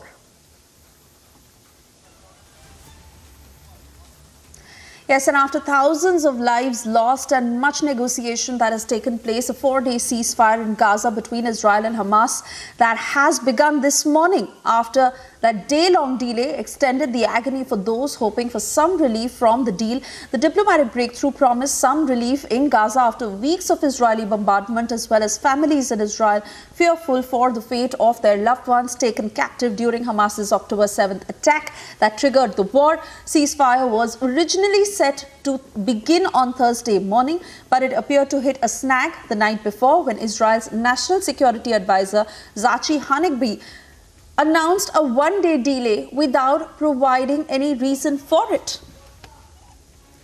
Let me straight away cut across to my colleague Gursimran, who is joining me from the ground as he has been covering every single day of that war between Israel and Hamas. Gursimran, after much appeal for ceasefire, this day has finally come, though a delay that we've seen. But give us inside details of the negotiations, of what has been agreed upon, of the list that will be released of those who will finally come out of the captivity from both sides, and also what's expected next. See, Suesha, it's been 420 seconds of the ceasefire, 7 minutes to be very precise, that the ceasefire has come effective here on the ground zero. Right now, we are reporting from the armistice agreement line, and what we have seen that in the initial 3 to 4 minutes, it was not effective, but for the last 3 minutes at least, we haven't seen any kind of artillery strike or the ground strikes by the Israel side, though you will find the black smoke coming out of the buildings that are inside the Gaza Strip. They are carried out in the first 4 minutes of the ceasefire, but now it seems that the guns have fallen silent, and that is what the entire world has actually prayed for, that the peace prevails on the ground, because first this deadly 7th October attack that claimed the life of more than 1,200 Israelis and the other foreign citizens, and then the abduction of roughly 240, and now as we speak the strikes continue inside the Gaza Strip. These are the airstrikes that are being carried out by the Israel side, though the ceasefire has become active, but we can hear the loud bangs that are taking place inside. Now coming to the negotiations, the Qatar is closely monitoring what is happening, because they have made it amply clear that they will be monitoring which side will be doing the violations, and based on that the assessment, the US and the Qatar will be taking some of the decisions. Now coming to the negotiations that have come into force, what will happen that today by 4 in the afternoon, that is the Indian time, happens to be 7:30 in the evening, there will be release of 13 civilians that includes the minors and women, that has been decided by the Israel side of Hamas and Israel mutually during the negotiations that have taken place in the Qatar. And apart from that, there will be a supply of additional humanitarian assistance inside the Gaza Strip. Apart from that, the other decision that has been taken, that 150 will be the number of Palestinians who are in the jails of Israel. They will also be released as part of this deal, and they will be released over the time of 4 days. So this is the negotiation, and the negotiations will further go on. On the 4th day, the decision will be taken whether it will be extended based on the release of 10 additional hostages. So that is something we see happening after 4 days, but for now there will be release of 52 is the number that we are getting to know of the hostages that will be released by the Hamas side, and there will be a complete ceasefire. As we report from the armistice agreement line, this side falls in the north of Gaza, and here there will be no aerial movement, no aerial surveillance from 10 in the morning to 4 in the evening. So it is a 6-hour seizure of the air operations by the Israel side that is being agreed upon, and in the south there will be completely zero air surveillance. That means that the Hamas wants them a time to be given, at least 6 hours a day, so that they can move from one place to another, and they have said that they will locate other hostages that are not with them but inside the Gaza Strip. So that might be a ploy of the Hamas terror group, but for now the Israel has agreed. Some of the experts say that this is the cheapest deal that the Israel side has cracked so far in the past also, because for one single soldier the Israel had to free thousands of the Palestinian prisoners who were in their jails. It was in the last time when one of the soldiers of Israel Defense Forces was abducted by Hamas. So now the experts say it is one of the cheapest deals that the Israel side has cracked, but the mounting pressure on the Benjamin Netanyahu government, that what the government has achieved after 48 days of the war, 48 days of the bloodshed that they have done, that is something now the Israel Defense Forces and the government is looking into. The IDF is saying that the political leadership has taken a decision, and once conveyed on ground they will be implementing the same. But one thing that has to be seen, that how things will pan out in the next 4 days will decide the further course. Israel side is saying that their war against the terrorists of Hamas will continue, but one thing that we have seen in the past as well, that the time that the Hamas gets, they use it to carry out more and more intensified attacks. So will they be in a position to carry out more intensified attacks against the state of Israel due to the time that they are getting? That is something that has to be seen. Now the role of the Qatar and also the key role the United States has played in these negotiations, this has to be seen how things will move forward from here, because if it is implemented religiously by both the sides, this will pave a way for the peace in the region. But if not, this will further escalate the ongoing war that has now entered 49th day. And on the 49th day, we are going to witness what it seems for now, that some respite from the intensified strike, at least for 4 days.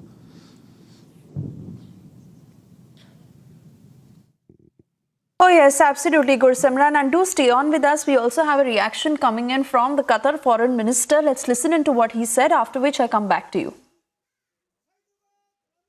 With respect to our role as mediators, of course, we try as much as possible to hear the concerns from both sides and be able to relay information. But of course, we have a very clear position against targeting civilians from any of the both sides. What we have seen in Gaza, the level of destruction, the level of death we've seen. We're getting reports of dogs eating corpses on the streets, children without limbs, infants dying as they are forced out of their incubators, and needless death that is happening all around Gaza right now. This cannot be acceptable, and I think we've relayed this clearly to not only the Israelis, but all of our partners in the international community, that if we allow this to continue, we are risking a humanitarian crisis in Gaza like we've never seen before, and we are risking a radicalization of a whole generation that will only see, after losing their families, their homes, and their futures, will only see revenge as a viable objective for their future. And therefore, we need to diffuse the situation. We need to work as an international community collectively to make sure that this doesn't become one of the worst humanitarian disasters in recent history. Gursimran, coming back to your fact is that if anyone would think in their right mind, these 4 days must give both sides also a perspective of how much of life and property has been lost as a part of this war. But like you're rightly saying, that can the Hamas be trusted?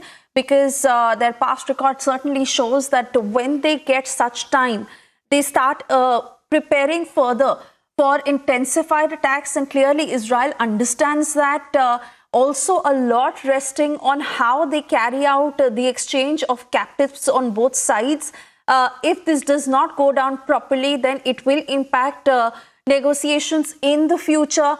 But again, from a distance, fact is that more than 10,000 lives are lost. And now with a few hundred lives of these captives exchanged on both sides. But both sides must understand that peace must resume. See, both sides are saying the peace must resume, but one thing is very sure, that the Israel side has been steadfast on their stand that there will be no end to the war. That means their war against the Hamas, they will continue after the exchange of the civilians. So Hamas will not like to do that they exchange all the civilians and then they become a sitting duck for the Israel side, because they also know that the negotiations, the leverage that they are getting, it is only due to the hostages that they are holding. This is the negotiation point that they hold. Once the hostages are out of their control with the Israel side, the Israel will go all out against Hamas. So Hamas must be preparing some strategy. But as we speak, it's been 15 minutes of the ceasefire and there is, at least for now, seems nothing implementation on the ground. The intensified strikes of the Israel continue inside the Gaza Strip. You will see that the operations continue. There has not been minute details of the operations that have been shared. But yes, for now we will see, we are witnessing the air strikes and the ground strikes that are taking place inside the Gaza Strip. So was this part that there will be strikes if they assume there is a threat to the Israel Defense Forces, those who are inside? That is the minute details of the agreement that have not been shared. But the Qatar Foreign Ministry has said that they will be monitoring that which side violates, if there is a violation, and they will be acting accordingly, and they are working in close coordination with the United States. So now it is very crucial, because if the IDF continues to operate inside the Gaza, then there will be an objection that will be raised by the Hamas that this doesn't mean ceasefire, certainly. So it has to be seen how things pan out, because it is too premature to say that whether this is a violation of the ceasefire agreement that is taking place, or it is the part of the ceasefire deal that the localized operations can continue. That has to be seen as the time progresses, because we have witnessed it's only been 15 minutes and there have been strikes inside the Gaza Strip. So how the things will actually move on from this very point, this is very crucial. But now also the Israel Defense Forces say that they have also received now an alert has been sounded. So what it seems that there has been an attempt by the side of Hamas to carry out intensified attacks. A barrage of rockets have been launched into the south of Israel. That is from where we are reporting. In the nearby communities, there have been an attempt. Now the Israel Defense Forces have confirmed by the side of Hamas to launch the rocket attack. That means, at least for now, there seems to be no on-ground ceasefire that is being implemented. However, officially it has started. So, Aisha. Absolutely. Gursimran, thank you for getting us those details. We'll keep coming back to you also to really understand how these 4 days pan out and what happens between both sides. Extremely crucial time when it comes to the Israel-Hamas war. Thank you for joining us. We move on to other news.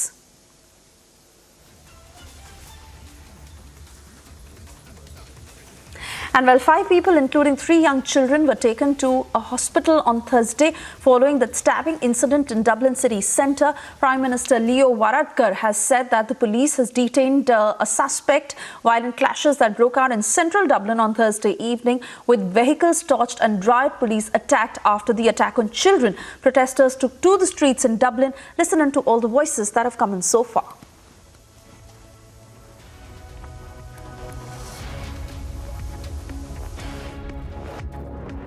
Again, I don't have a specific reason why the children or any of their carers or teachers may have been on the street, but it's a public road, it's outside their school, it's a normal activity for them to going to and from their school. We need to determine the reasons behind the attack, and it's at very early stages of the investigation at this time. My understanding is that the first emergency services were ambulance were within minutes, followed very, very quickly by an Garda Síochána. In terms of my understanding is members of the public did intervene at a very, very early stage, and again we would applaud those members of the public for getting involved in such a traumatic and potentially dangerous situation for themselves. So hospital staff arrived? It's my understanding the person of interest was detained at the scene. Time now for a short commercial break. On the other side, rescue operations in final stage in Uttarkashi. 41 workers expected to be taken out in the next few hours. Despite Election Commission notice and massive backlash, Congress repeats Panoti insult through official X handle.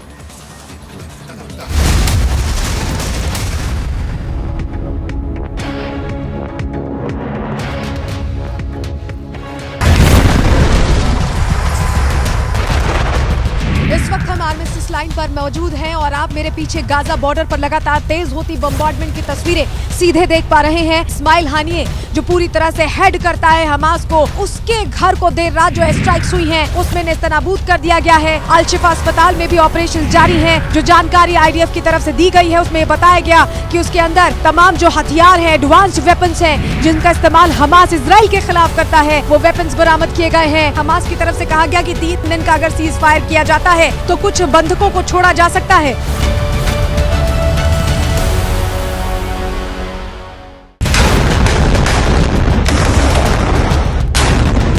जो दावे IDF कर रही थी उसके मुताबिक सुरंग मिली है और उसका वीडियो जारी किया गया है। 55 मीटर लंबी और 10 मीटर गहरी ये सुरंग मिली है अल शिफा अस्पताल के कॉम्प्लेक्स से। We'll now share this video which shows the same hostage entering into the hospital with a gunman, terrorist inside the hospital. जो सस्पेक्ट किया गया था इजरायली डिफेंस फोर्सेस की तरफ से वो यहाँ पर वाकई मिलता दिखाई दे रहा है।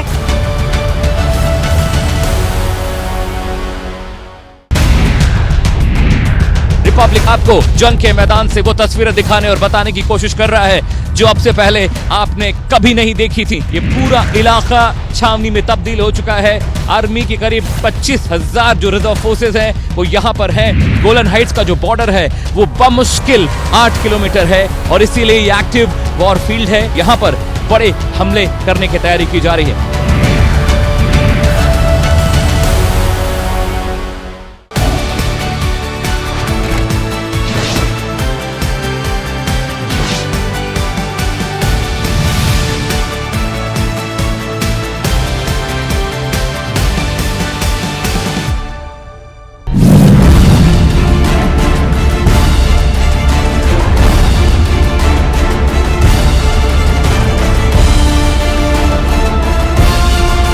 कांग्रेस ने राजस्थान को महिलाओं के खिलाफ अपराध में नंबर 1 बना दिया है। आज हमारी पार्टी, हमारी सरकार आपके सामने जो काम किया उसके दम पर वोट मांग रहे हैं।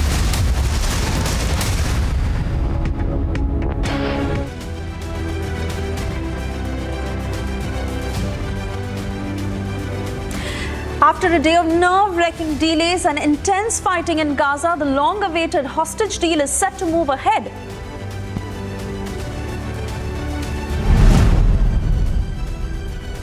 the terrorist Hezbollah group fired more than 50 rockets at military posts in northern Israel a day after an Israeli airstrike on a home in southern Lebanon killed 5 of the group's senior fighters.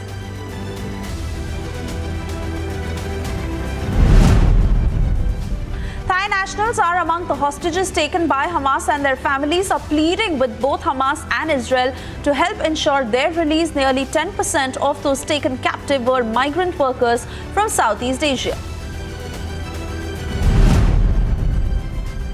Flares and explosions lit up the sky over northern Gaza in the early hours of Friday, shortly before the expected start of a truce in the Israel-Hamas war.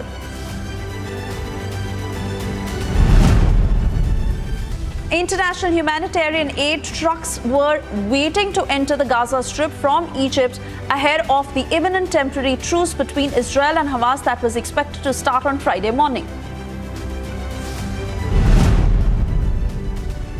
Israeli Prime Minister Benjamin Netanyahu gathered top security officials together late on Thursday for a meeting of the war cabinet. The meeting came just hours ahead of a 4-day ceasefire in Gaza between Israel and Hamas that was set to begin on Friday morning, a day later than originally planned. Hundreds of demonstrators gathered south of Damascus in a vigil for 3 members of the Palestinian Islamic Jihad's branch in Syria who were killed in Lebanon after traveling to fight on the border with Israel.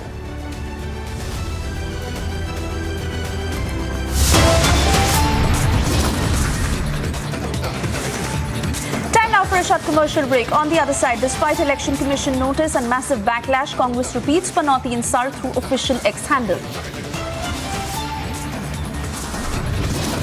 Gehlot ji ने राम मंदिर के लिए राजस्थान का पत्थर जा रहा था, उसको भी रोकने की हिमाकत करी है. In election-bound Rajasthan, Amit Shah's big charge on Gahlot says Gahlot government stopped pink stone mining for Ram Temple construction.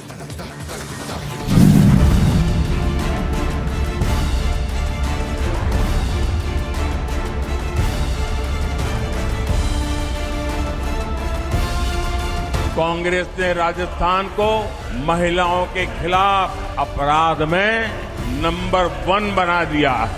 आज हमारी पार्टी, हमारी सरकार आपके सामने जो काम किया उसके दम पर वोट मांग रहे हैं. तेलंगाना में ना कांग्रेस को फायदा होगा ना बीजेपी को फायदा होगा.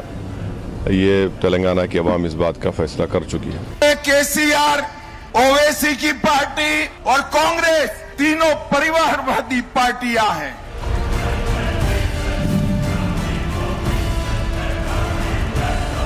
आपका एक वोट भारत का भविष्य तय करने वाला वोट है.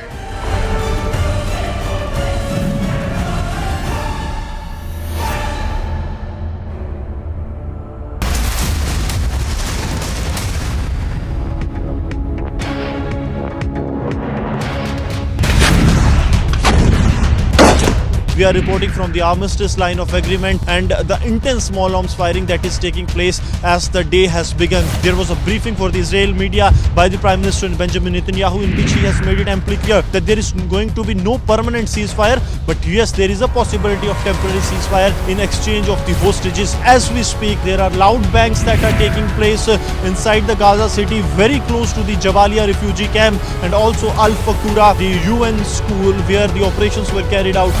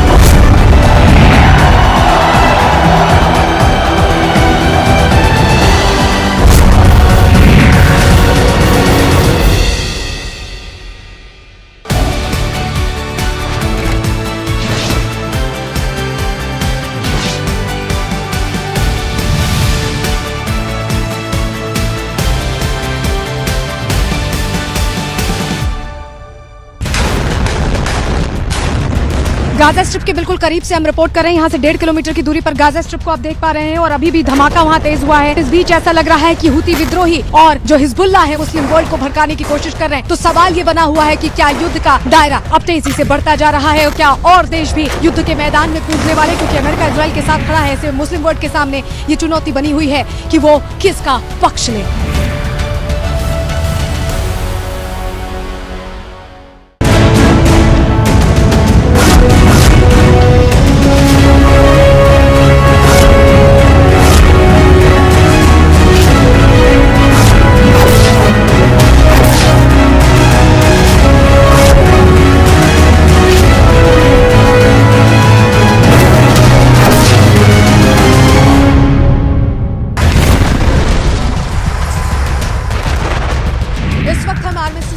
मौजूद हैं और आप मेरे पीछे गाजा बॉर्डर पर लगातार तेज होती बम्बार्डमेंट की तस्वीरें सीधे देख पा रहे हैं। इस्माइल हानिये जो पूरी तरह से हेड करता है हमास को, उसके घर को देर रात जो स्ट्राइक्स हुई हैं उसमें नेस्तनाबूद कर दिया गया है। अल शिफा अस्पताल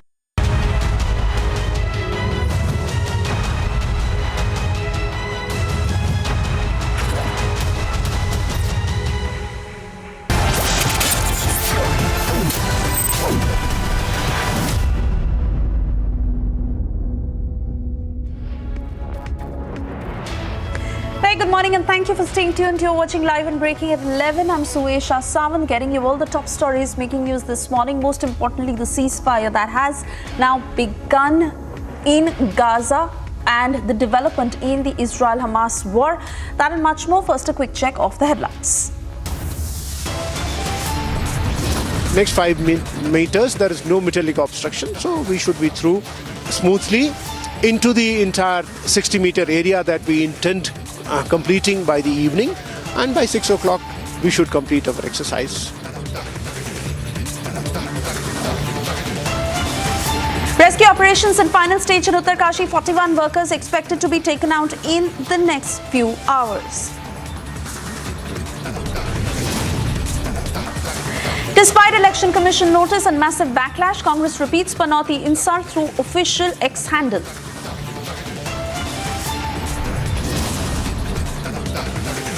राम मंदिर के लिए राजस्थान का पत्थर जा रहा था, उसको भी रोकने की हिमाकत करी है। In election-bound Rajasthan, Amit Shah's big charge on Gehlot says Gehlot government stopped pink stone mining for Ram Temple construction.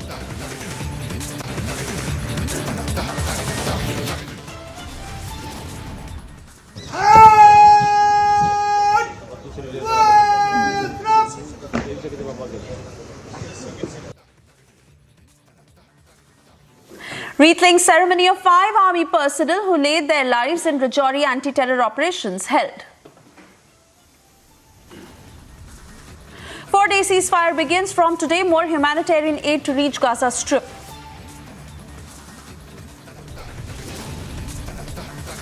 Hamas to release first batch of hostages. Israel-Hamas exchange list of those to be released.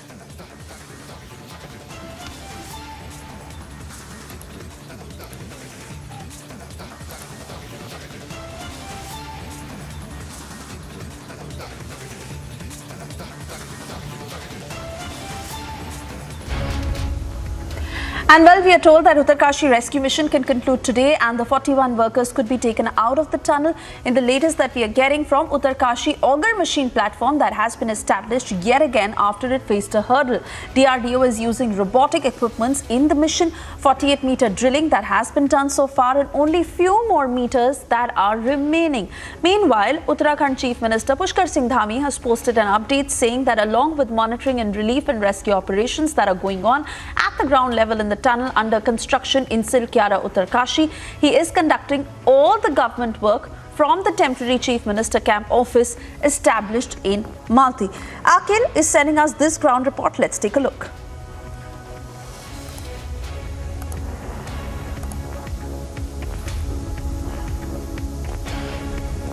Sir, what's the current status of the operation?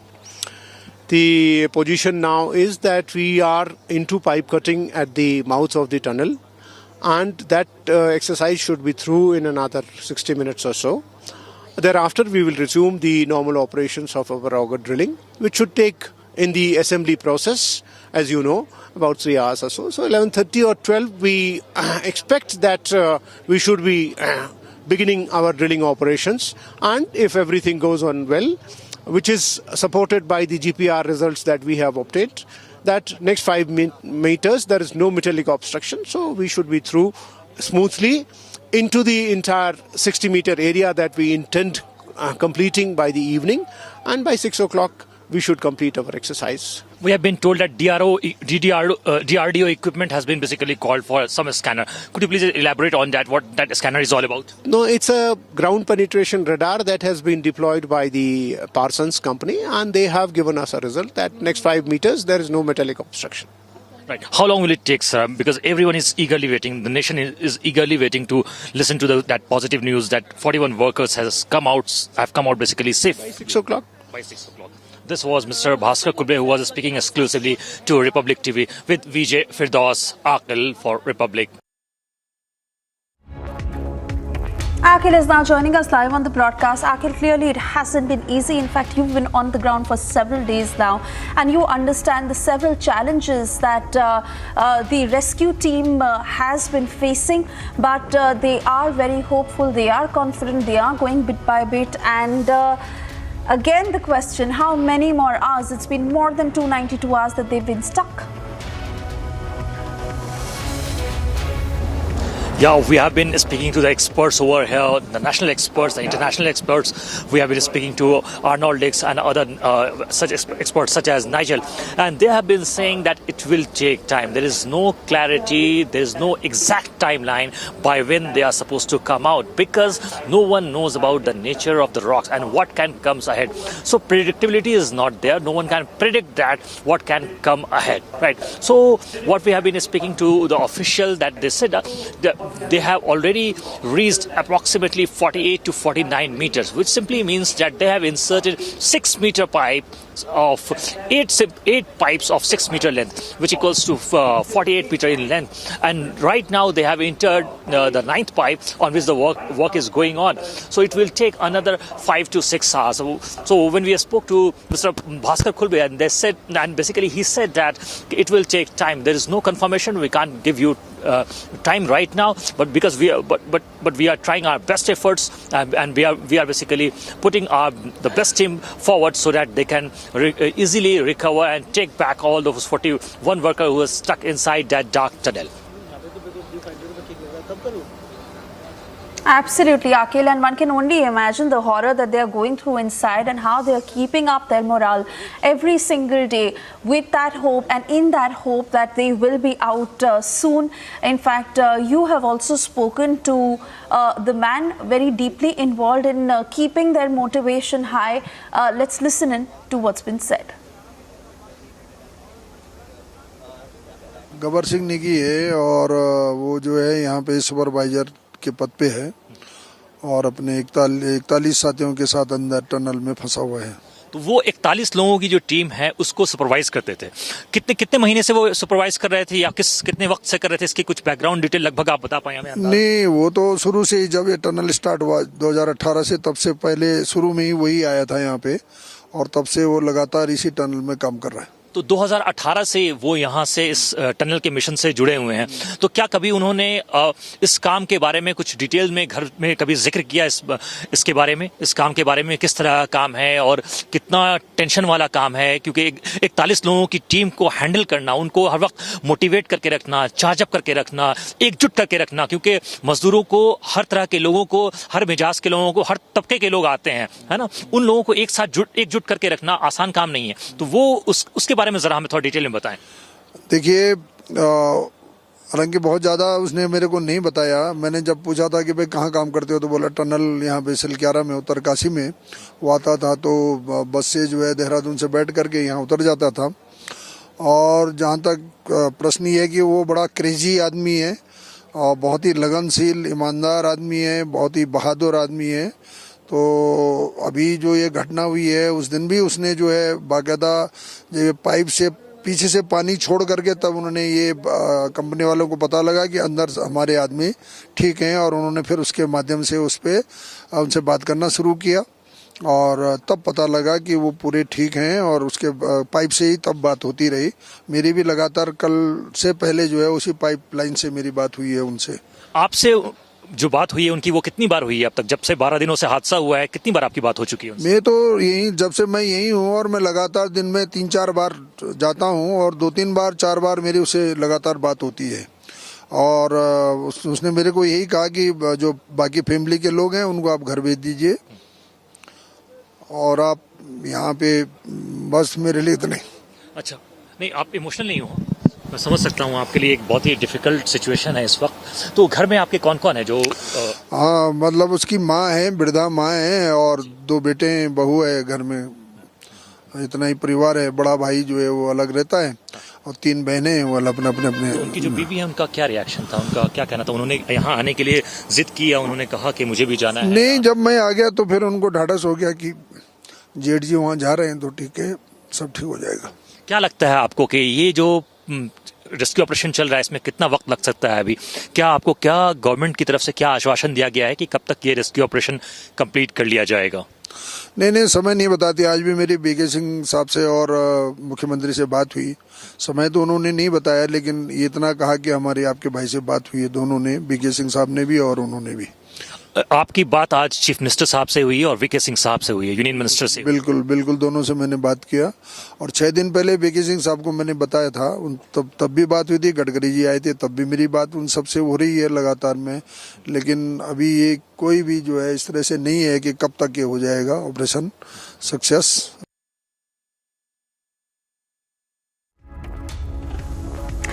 And while we on the outside hope and pray for the safety of those 41 laborers and the fact that they are brought out at the earliest, what are the challenges that the NDRF is facing on the inside? This next video will give you a sense into that. Take a look.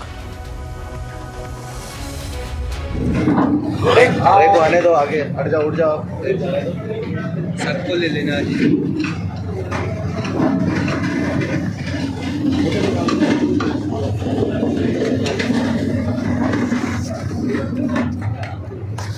आवाज बात कर। आराम से बोलना उसको और खींच लो।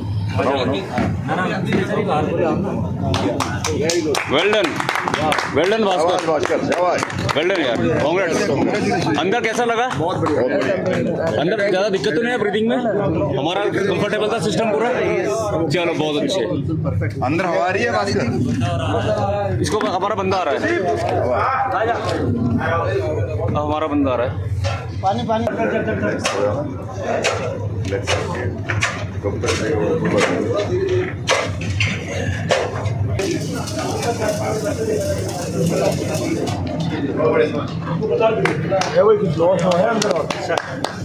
ये बहुत बढ़िया फोटो। Very good.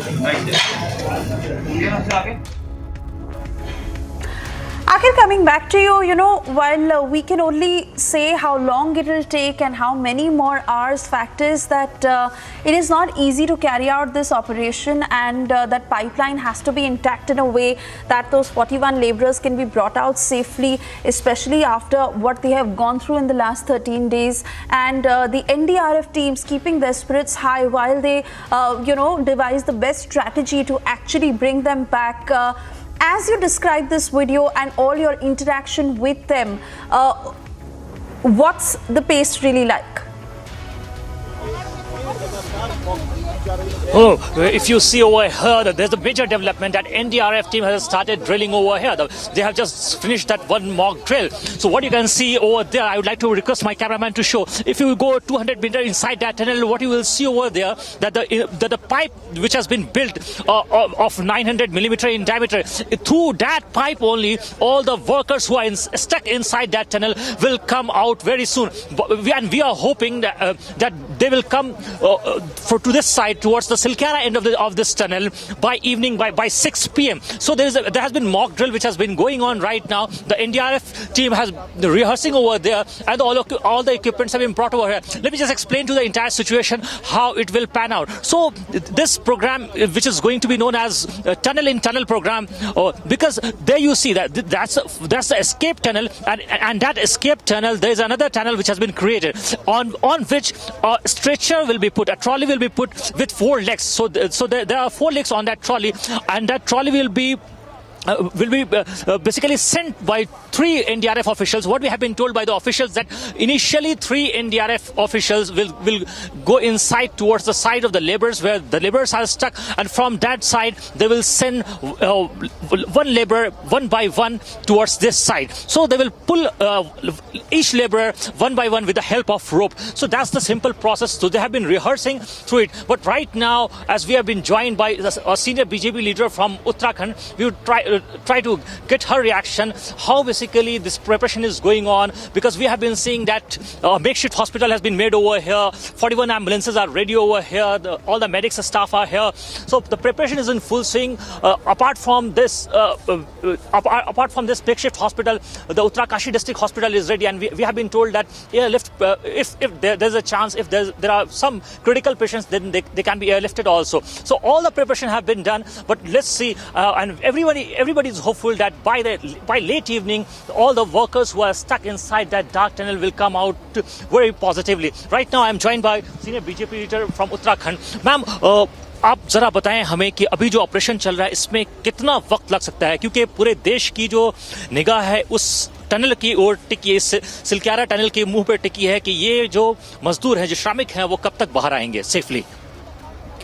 देखिए, श्रमिकों के लिए निरंतर कार्य किया जा रहा है, और कल आपने देखा मुख्यमंत्री जी भी अंदर श्रमिकों के साथ उन्होंने वार्ता भी की है, और मैं भी उनके साथ अंदर गई तो मैंने देखा वहां पर निरंतर कार्य चल रहा है, सब कुछ ठीक रहा तो निश्चित रूप से आज शाम तक मजदूर बाहर आ जाएंगे, ऐसी हम सब प्रार्थना करते हैं। अभी जो रुकावट आई है वो रुकावट पहले भी आई थी। हमने देखा कि अगर मशीन जो है सिर्फ 1 बार नहीं, 2 बार नहीं, 3 बार बाधा डाल चुकी है, 3 बार इस तरह का मल प्रैक्टिस हो चुका है। आपको क्या लगता है कि अब जो डिस्टेंस कवर करना बाकी है, 7 से 9 मीटर का, जो हमें एक्सपर्ट बता रहे हैं कि 7 से 9 मीटर का डिस्टेंस बचा हुआ है, उस डिस्टेंस को कब तक कवर कर लिया जाएगा, क्या अंदेशा है? उस डिस्टेंस पे काम निरंतर चल रहा है अंदर। इस बारे में स्पष्ट तो कुछ नहीं कह सकते हैं, लेकिन हम लोग तो यही हमारा अनुमान है कि आज वो पूरा काम पूरा हो जाएगा, और जो मजदूर अंदर फंसे हुए हैं वो सकुशल आज शाम तक बाहर आ जाएंगे। जब मजदूर बाहर आएंगे, एनडीआरएफ की टीम का हमने मॉक ड्रिल देखा, अभी एनडीआरएफ की टीम ने यहाँ पर मॉक ड्रिल किया, उसमें उन्होंने पूरी प्रक्रिया बताई कि वो किस तरीके से अंदर जाएंगे, और अंदर जाने जब वो क्रॉल करके नीचे से जाएंगे और फिर उस तरह 3 मजदूर जो अंदर जाएंगे और वहाँ से वो रस्सी के थ्रू उस ट्रॉली पे एक एक करके मजदूरों को बाहर लाएंगे। उसकी पूरी प्रक्रिया को हमने देखा एक वीडियो के थ्रू कि वो जो प्रक्रिया है वो किस तरीके से की जाएगी। इसके बाद जब वो मजदूर को एक एक करके निकालेंगे, यहाँ हमने देखा कि 41 जो एम्बुलेंस है वो तैयार हैं, 41 एम्बुलेंस को यहाँ पर रेडी करके रखा गया है, मेकशिफ्ट हॉस्पिटल्स हैं, डॉक्टर्स रेडी हैं, सारे तरह के इंतजाम जो यहाँ पे किए गए हैं। इसके अलावा इसके अलावा देखा जाए तो उत्तराखंड की जो सरकार है उसने यहाँ के अलावा डिस्ट्रिक्ट हॉस्पिटल्स की भी तैयारी की। उन तैयारियों के बारे में थोड़ा सा हमें डिटेल में बताएं आप। देखिए, आपने भी देखा है 41 एम्बुलेंस रेडी कर रखी है, आज से नहीं परसों रात से, क्योंकि हम पूरी तरह से आशान्वित थे, होपफुल थे कि परसों रात ये रेस्क्यू ऑपरेशन पूरा हो जाना था। लेकिन ये हिमालय है, पहाड़ है, यहाँ कई दिक्कतें हैं और भूगर्भ में भी कई तरह की दिक्कतें अड़चने आती है, तो इस वजह से मशीनों में प्रॉब्लम आ गई थी।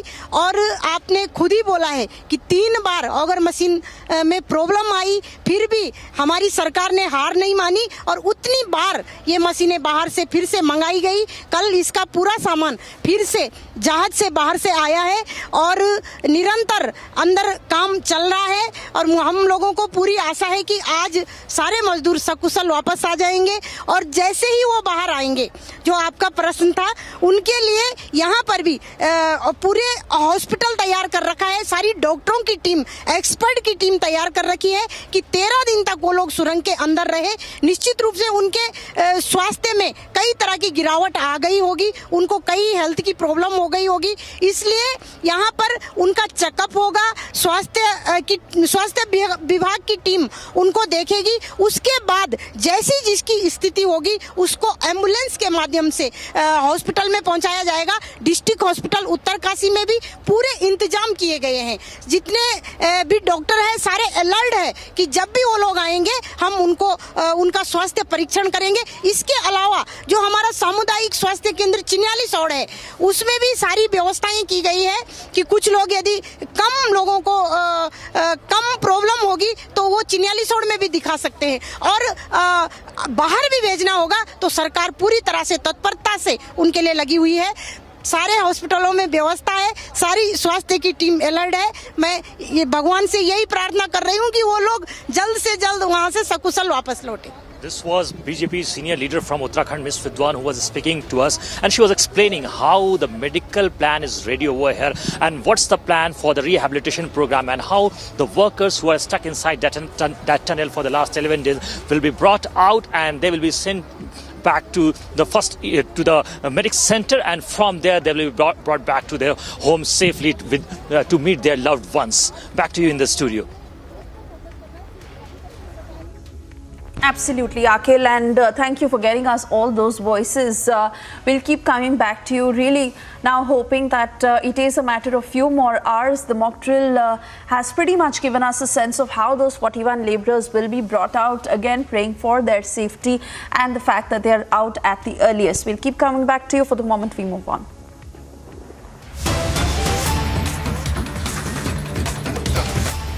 And more news coming in. Unapologetic and defiant despite an election commission notice, Congress party has repeated the Panoti insult at Prime Minister Modi. In the latest, BJP has hit back with a poster calling Congress the real Panoti of India. Earlier, when the Congress MP Rahul Gandhi had hurled Panoti insult at Prime Minister, the official Twitter handle of Congress had endorsed the comment by posting it on social media platform X. In addition to the party official handle, another Congress leader had also posted similar Panoti. BJP has now hit back, calling the Congress Panoti of India.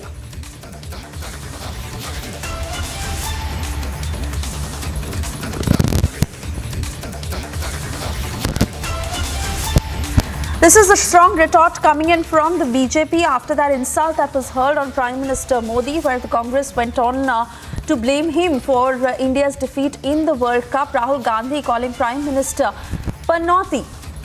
And this was the poster that was also put out by the party on social media X, Panoti-e-Azam. But now the BJP has hit out very, very strongly, and they have called the Congress the real Panoti of India.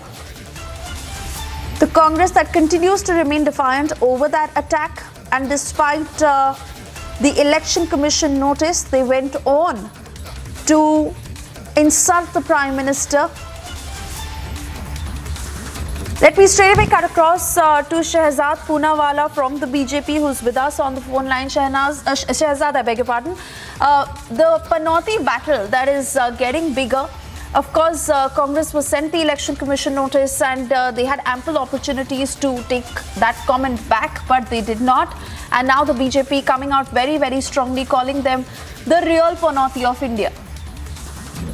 Well, you know, everybody knows who the real Panoti of India and real Panoti of Rajasthan is. Those who made Rajasthan number one in rapes, number one in women atrocities, number one in unemployment, number one in Mehengai, number one in paper leak. People of Rajasthan are saying Congress is the real Panoti. People of India are saying that those who kept our economy at 10th position into fragile fight, those who allowed terrorist attacks to take place every third week, could never give a strong response like surgical strikes.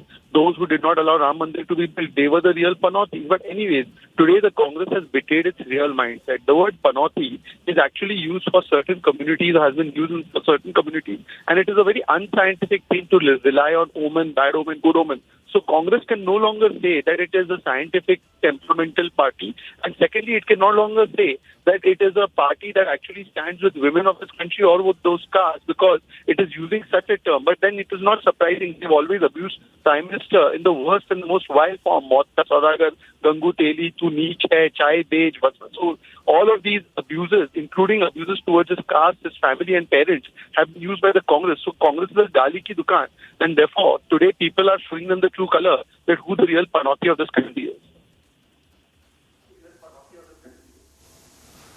Absolutely. And we continue to track this very closely. For the moment, Shahzad, thank you for speaking to Republic.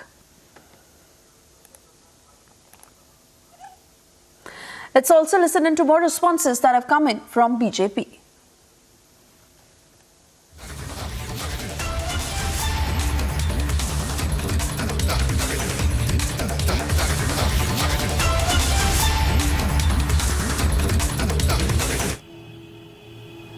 मतलब क्या मतलब है model code of conduct में प्रधानमंत्री बड़े बड़े पदों पर बैठे हुए लोगों के बारे में एक शिष्टाचार तो रखना पड़ेगा ना।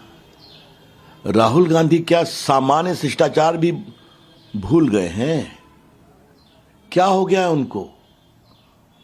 वो हिंदुस्तान की राजनीति में इसीलिए हैं कि वो एक पूर्व प्रधानमंत्री के बेटे हैं, एक पूर्व प्रधानमंत्री के पोते हैं, एक पूर्व प्रधानमंत्री के परपोते हैं।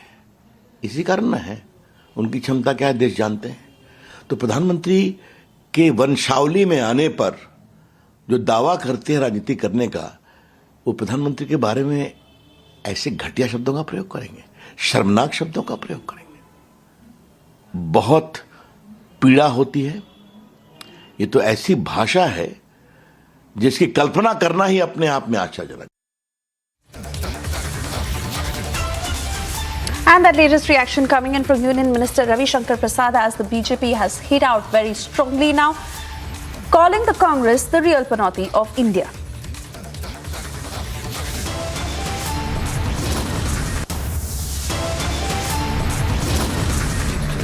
With that, we step into a short commercial break. On the other side, in election-bound Rajasthan, Amit Shah's big charge on Ashok Gehlot says Gehlot government stopped pink stone mining for Ram Temple construction. And Hamas is all set to release its first batch of hostages. Israel-Hamas exchange list of those to be released.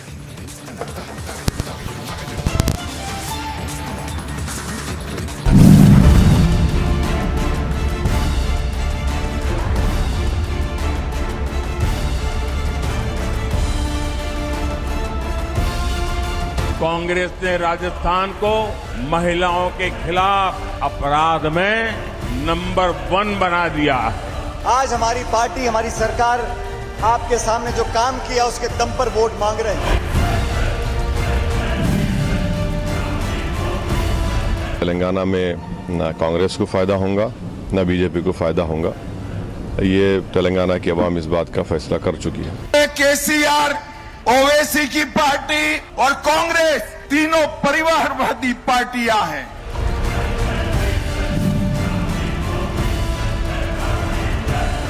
आपका एक vote Bharat का भविष्य तय करने वाला vote है।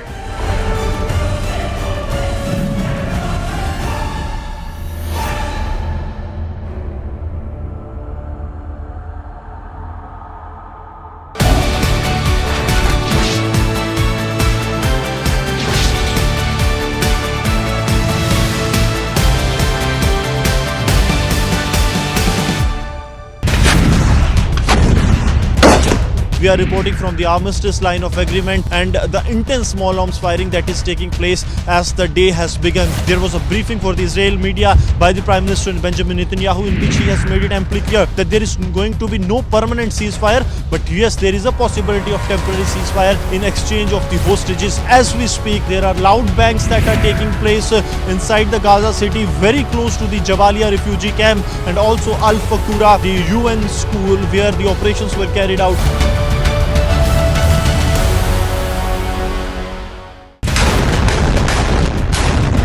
Gaza strip के बिल्कुल करीब से हम रिपोर्ट कर रहे हैं। यहाँ से 1.5 किलोमीटर की दूरी पर गाजा स्ट्रिप को आप देख पा रहे हैं और अभी भी धमाका वहाँ तेज हुआ है। इस बीच ऐसा लग रहा है कि हुती विद्रोही और जो हिजबुल्लाह है मुस्लिम वर्ल्ड को भड़काने की कोशिश कर रहे हैं। तो सवाल ये बना हुआ है कि क्या युद्ध का दायरा अब तेजी से बढ़ता जा रहा है और क्या और देश भी युद्ध के मैदान में कूदने वाले, क्योंकि अमेरिका इजराइल के साथ खड़ा है। ऐसे मुस्लिम वर्ल्ड के सामने ये चुनौती बनी हुई है कि वो किसका पक्ष ले।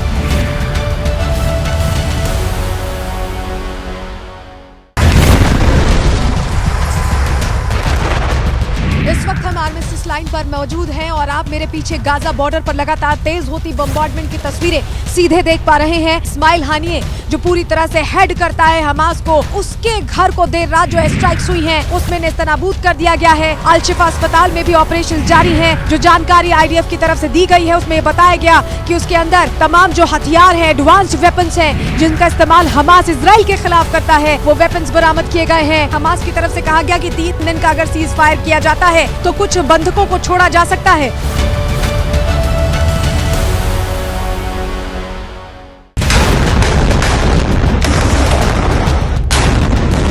दावे IDF कर रही थी उसके मुताबिक सुरंग मिली है और उसका वीडियो जारी किया गया है। 55 मीटर लंबी और 10 मीटर गहरी ये सुरंग मिली है अल शिफा अस्पताल के कॉम्प्लेक्स से। We'll now share this video that shows the same hostage entering into the hospital with a gunman, terrorist inside the hospital. जो सस्पेक्ट किया गया था इजरायली डिफेंस फोर्सेस की तरफ से वो यहाँ पर वाकई मिलता दिखाई दे रहा है।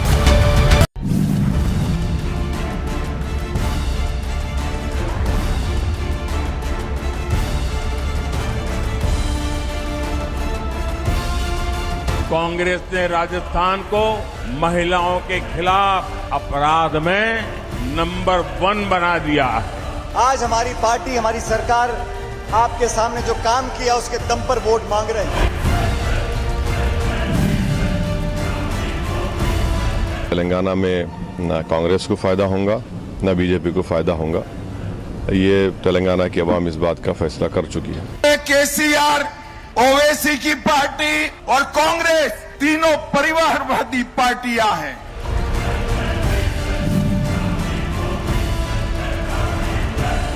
आपका एक वोट भारत का भविष्य तय करने वाला वोट है।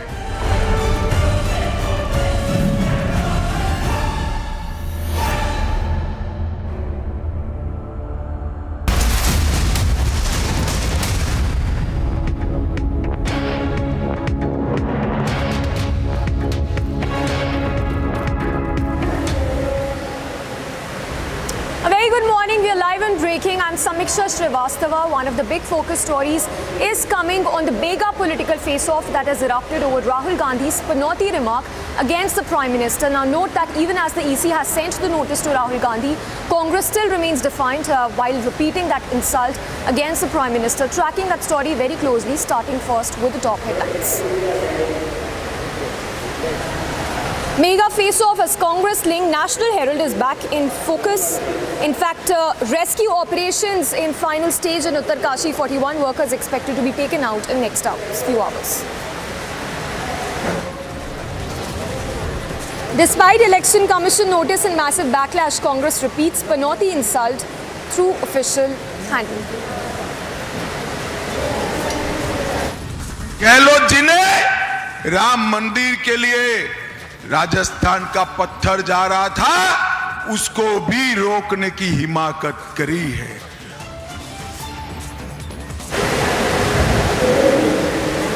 In election-bound Rajasthan, Amit Shah's big charge on Chief Minister Gahlot says his government stopped the construction of the Ram Mandir.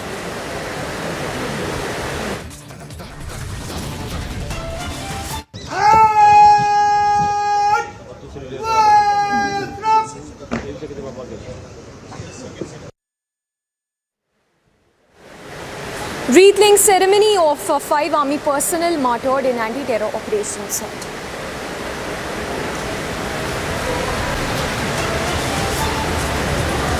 4-day ceasefire begins from today. More humanitarian aid to reach the Gaza region.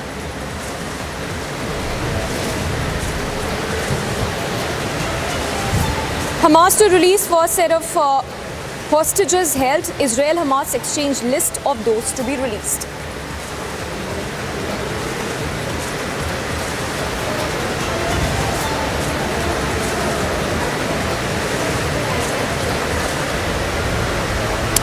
Well, we start this edition of Live and Breaking with the big news that's coming on the Israel-Hamas war. The US as well as Qatar have brokered a ceasefire deal between Israel and Hamas. Now note, this is a 4-day ceasefire deal that's been reached upon between Israel and Hamas, and as part of this deal, 13 hostages of those 2,240 that have been held by the Hamas group will be released today.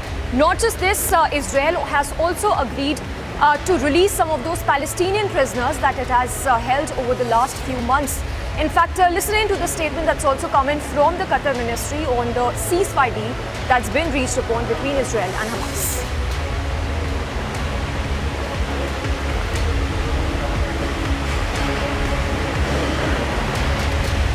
Our role as mediators, of course, we try as much as possible to hear the concerns from both sides and be able to relay information. But of course, we have a very clear position against targeting civilians from any of the both sides. What we have seen in Gaza, the level of destruction, the level of death we've seen, we're getting reports of dogs eating corpses on the streets, children without limbs, infants dying as they are forced out of their incubators, and needless death that is happening all around Gaza right now. This cannot be acceptable, and I think we've relayed this clearly to not only the Israelis, but all of our partners in the international community, that if we allow this to continue, we are risking a humanitarian crisis in Gaza like we've never seen before, and we are risking a radicalization of a whole generation that will only see, after losing their families, their homes, and their futures, will only see revenge as a viable objective for their future. And therefore, we need to diffuse the situation. We need to work as an international community collectively to make sure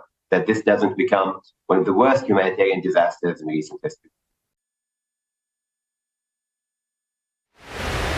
All right, so there you heard, that was a statement of the Qatar minister saying that this is a 4-day ceasefire deal that's been reached upon, the deal that begins today. Let's go across to Gursimran as well, who's joining us live from the war zone area. Gursimran, to begin with, take us through the details of this ceasefire deal 1, and when exactly the IST time we can expect those Israeli hostages, in fact hostages from other countries as well, to be released by the Hamas group.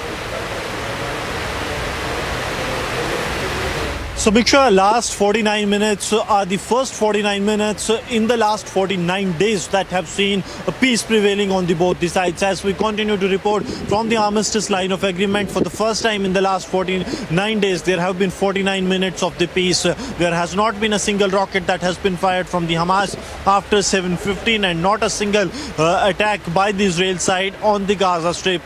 The attacks continued till 7:15, but after that there has been a complete lull on the ground. Even the air operations, the surveillance is being done by the side of Israel, but that will also cease to happen from 10 to 4 on the north of Gaza. And in the south of Gaza, the Israel side have stopped their air operations, including the surveillance ones. Now coming to the release of the hostages, 13 hostages will be released as part of the deal that has been cracked by the Qatar and US with their mediation. Yes.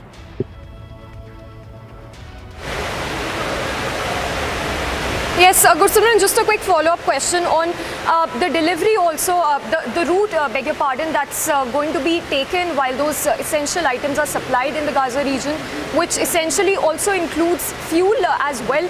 Take us through how exactly is that delivery going to happen from the Rafah border to the Gaza region, 1, and what are those other essential items that will also be delivered apart from fuel as well? See, the fuel, the items that will be needed, the food items as well as the medicine will be supplied, and there will be almost manifold as it has been done in the past few days as part of the humanitarian assistance. But important to mention that the Rafah crossing will remain the key route from where the essential items will go inside the Gaza Strip, and also from where the hostages will come out. That has been confirmed by the Red Cross. The Red Cross will be facilitating the return of the hostages. They will be handing it over to the Israel military that will be taking them to an unidentified location for their checks and also the identification of the hostages that will be handed over to the Israel side. And after the due checks and there will be a debriefing of the hostages, post which they will be handed over to their families. Their identities will be kept secret till the time their medicals are approved by the Israel Defense Authorities and also the Israel Security Authority. And after the approval from both the sides, then their identities will be revealed in the public domain by the side of Israel. It is expected that by the Indian time 7:30 in the evening, the first batch of the hostages will be released, and they will be with the Israel forces by 7:30 in the evening in the Indian Standard Time. Samiksha. All right, Gursimran, thank you for the moment. So Gursimran, of course, getting us the details of the ceasefire deal that's been reached upon between Israel and Hamas. It's a 4-day deal. Just a quick recap of the facts known so far. It is a 4-day deal, and as part of this deal, 13 hostages of those 240 that have been held by the Hamas group will be released by them by today. Not just this, Palestinian prisoners that have also been held by Israel will be released today itself. So tracking that very, very closely, shifting focus to more news break coming in. This one in relation to the Navy, ex-Navy personnel that have been held in Qatar for the past few months.